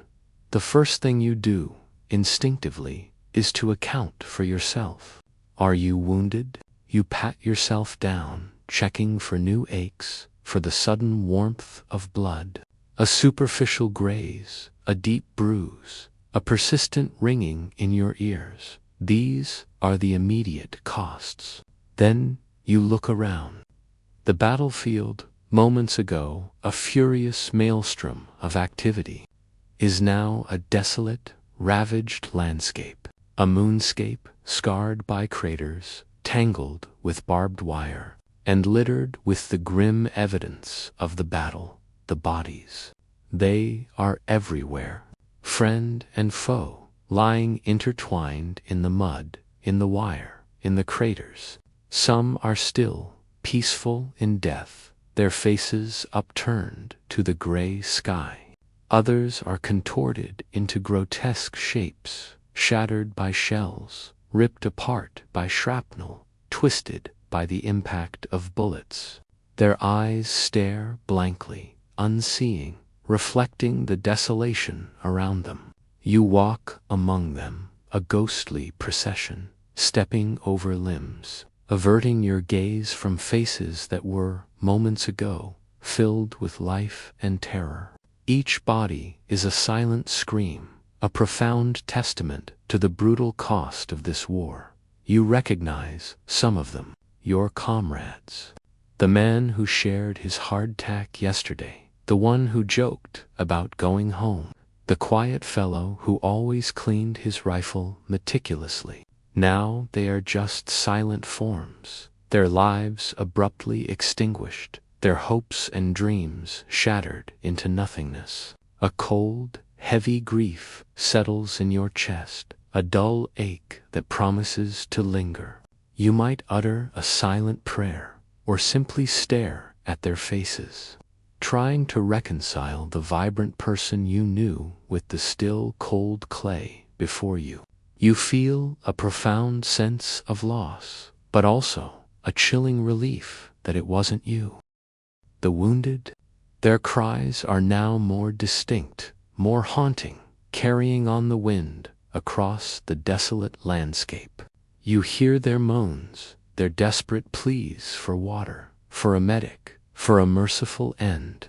Some are trapped in the wire, writhing in agony, exposed to the elements and the lingering threat of enemy snipers.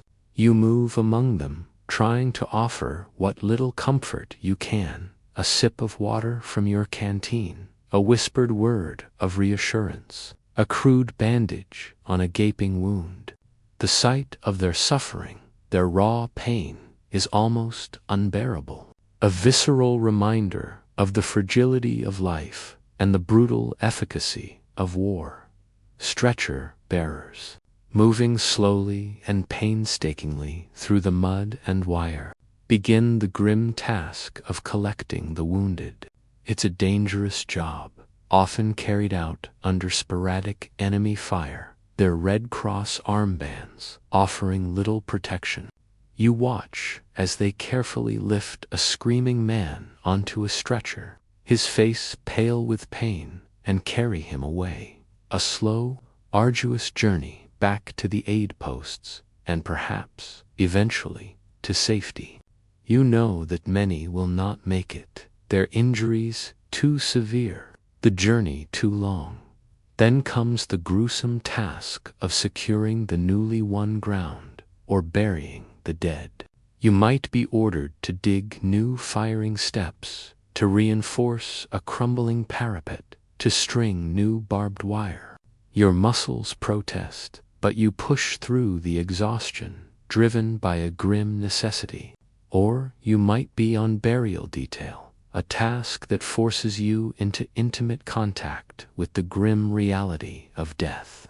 You collect dog tags, search for personal effects, and then, with heavy hearts and aching backs, you bury your comrades, often in shallow, muddy graves, offering a brief, silent prayer before moving on. The earth itself feels heavy with the weight of so much death. The silence that follows the battle is not peaceful. It is a profound, unsettling silence, broken only by the distant rumble of artillery, the occasional cry of a wounded man, or the soft drip of water from the trench walls. It is a silence pregnant with memory, with grief, with trauma. Your mind replays the events of the battle, the sounds, the sights, the faces. You try to process it, to make sense of it, but it's an impossible task. The horror is too vast, too overwhelming. The psychological scars begin to form, deep and invisible. You feel numb, distant, disconnected from the world. The adrenaline that surged through your body during the attack slowly drains away, leaving you feeling utterly depleted, hollowed out. You might stare blankly into space, your mind reeling, unable to comprehend the scale of the carnage you have just witnessed. Sleep, when it comes, is fitful and haunted by nightmares, replaying the screams, the explosions, the faces of the dead. You compare this silent aftermath, this landscape of death and trauma, to any moment of quiet reflection in your modern life. A moment of peace, a quiet evening, a silent contemplation. These are cherished moments. But for the men in the trenches, the silence after battle was often a profound psychological assault, a time for the raw, brutal reality of their experiences to sink in, to form the deep, unseen wounds that would mark them forever. The aftermath of going over the top is a chilling testament to the true cost of war. It is not just the physical toll, the dead and wounded, but the profound psychological devastation, the unseen scars that linger long after the guns have fallen silent. You are a survivor, yes, but you are also a witness, a carrier of unspeakable memories, forever marked by the ultimate terror and the grim, haunting silence of the battlefield.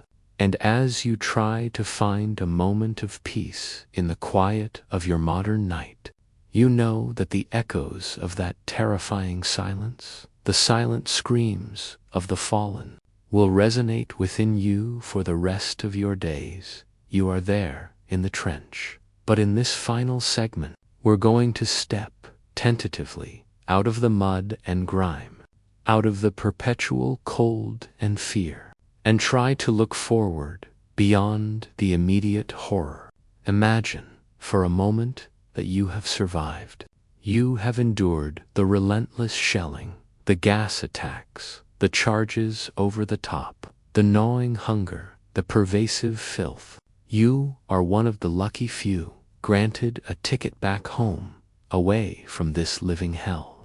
But the journey back, my friend, is not merely a physical one. It is a profound, often agonizing transition that reveals the lasting echoes of the trenches, scars that time can never fully erase. You leave the front line, the familiar cacophony of distant guns, the acrid stench, the oppressive dampness. As you move further behind the lines, the sounds gradually diminish, the air slowly clears, the mud eventually gives way to paved roads. You begin to see signs of civilian life, women and children, bustling towns, shops, a semblance of normalcy. It's a surreal experience, a jarring contrast to the subterranean world you have inhabited for so long. The sheer cleanliness, the quiet, the very vibrancy of life feels alien, almost offensive in its stark contrast to the death and decay you left behind. You arrive home, a place you have yearned for with every fiber of your being, a dream that sustained you through the darkest nights. Your family greets you, their faces etched with relief, their arms open in a loving embrace. You are hugged, kissed, celebrated as a hero. They see you, but they don't truly see you. They see the uniform, the badge, the survivor, but they don't see the mud that is ingrained in your pores, the lingering scent of death that you feel clinging to your very soul, the haunted look in your eyes that betrays an experience beyond their comprehension. You try to tell them, perhaps. You try to articulate the horrors, the sounds, the smells, the constant fear, but the words catch in your throat, inadequate, insufficient to convey the sheer, brutal reality. How can you explain the taste of fear, the feel of rats crawling over you, the sight of a friend torn apart by a shell, to someone who has only known the quiet rhythm of civilian life? You quickly learn to self-censor, to retreat into silence, to protect them from the burden of your truth. This silence, born of love and a profound sense of isolation, becomes another scar, another barrier between you and the world. The world itself seems different, too bright, too loud, too frivolous. The mundane concerns of civilian life, gossip, fashion, trivial inconveniences seem absurd, meaningless, almost insulting after what you have witnessed. You struggle to engage, to care about things that now feel utterly inconsequential. You carry the weight of unimaginable loss, the memory of countless dead, and their silent sacrifices mock the trivialities of daily existence. You are a stranger in your own home, an alien in your own land, forever changed by the crucible of war. Sleep, that elusive luxury in the trenches, remains a torment. Nightmares haunt you, replaying the screams, the explosions, the faces of the fallen. You wake in a cold sweat, heart pounding, convinced for a moment that you are back in the dugout. The quiet of your bedroom is not peaceful. It is a profound, unsettling silence that allows the echoes of the battlefield to resonate in your mind, clearer and more terrifying than ever. You long for the familiar sounds of the trench, the constant rumble of artillery, for at least that noise was a known devil, a predictable rhythm, the constant state of hypervigilance, honed for survival in the trenches, doesn't simply disappear. You jump at sudden noises, flinch at unexpected movements. A car backfiring sounds like a shell, a slamming door like a distant rifle shot. Your nerves are frayed, your senses on edge, perpetually scanning for a threat that no longer exists, but which your body and mind are still convinced is imminent. You are diagnosed with shell shock, a term that barely scratches the surface of the profound psychological trauma you carry. You struggle with a sense of purpose. You have spent years focused solely on survival, on the immediate objective of staying alive and fulfilling your duty. Now, back in civilian life, the grand narratives of heroism and sacrifice feel hollow. You are just another man, a broken cog in a machine that has moved on without you. The camaraderie of the trenches, that fierce, unbreakable bond with your comrades, is now a distant memory, replaced by a profound sense of isolation. No one truly understands, except for other veterans, and often you prefer to maintain a grim silence, even with them, for fear of reawakening dormant horrors. The physical tolls linger. Your body aches with a chronic dampness that refuses to leave your bones. Your feet, perhaps scarred or even damaged by trench foot, remind you of the constant cold. Your lungs still carry the memory of gas. Your ears still ring with the echoes of artillery.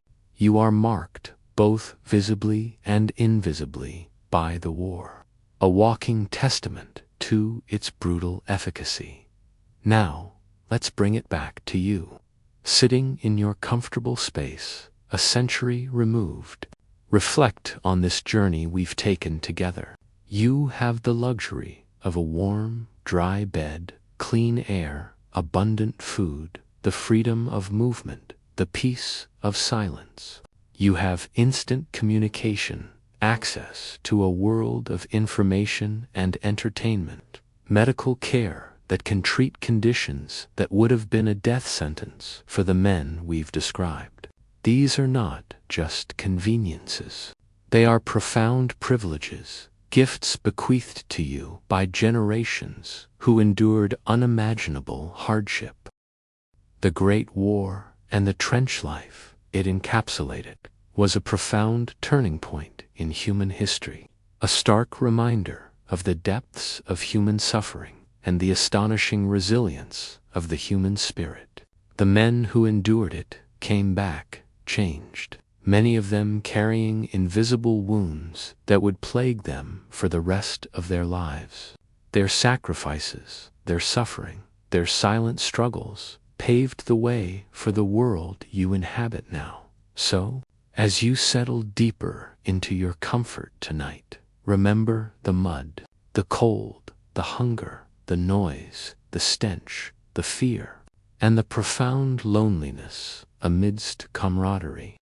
Remember the impossible struggle for cleanliness, the constant dance between terror and courage, the ultimate gamble of going over the top, and the haunting silence of the aftermath.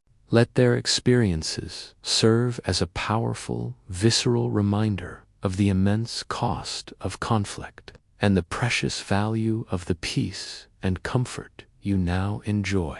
The echoes of the trenches linger, not just in history books, but in the very fabric of our modern world, a silent testament to the men who endured the unendurable. May their struggles never be forgotten.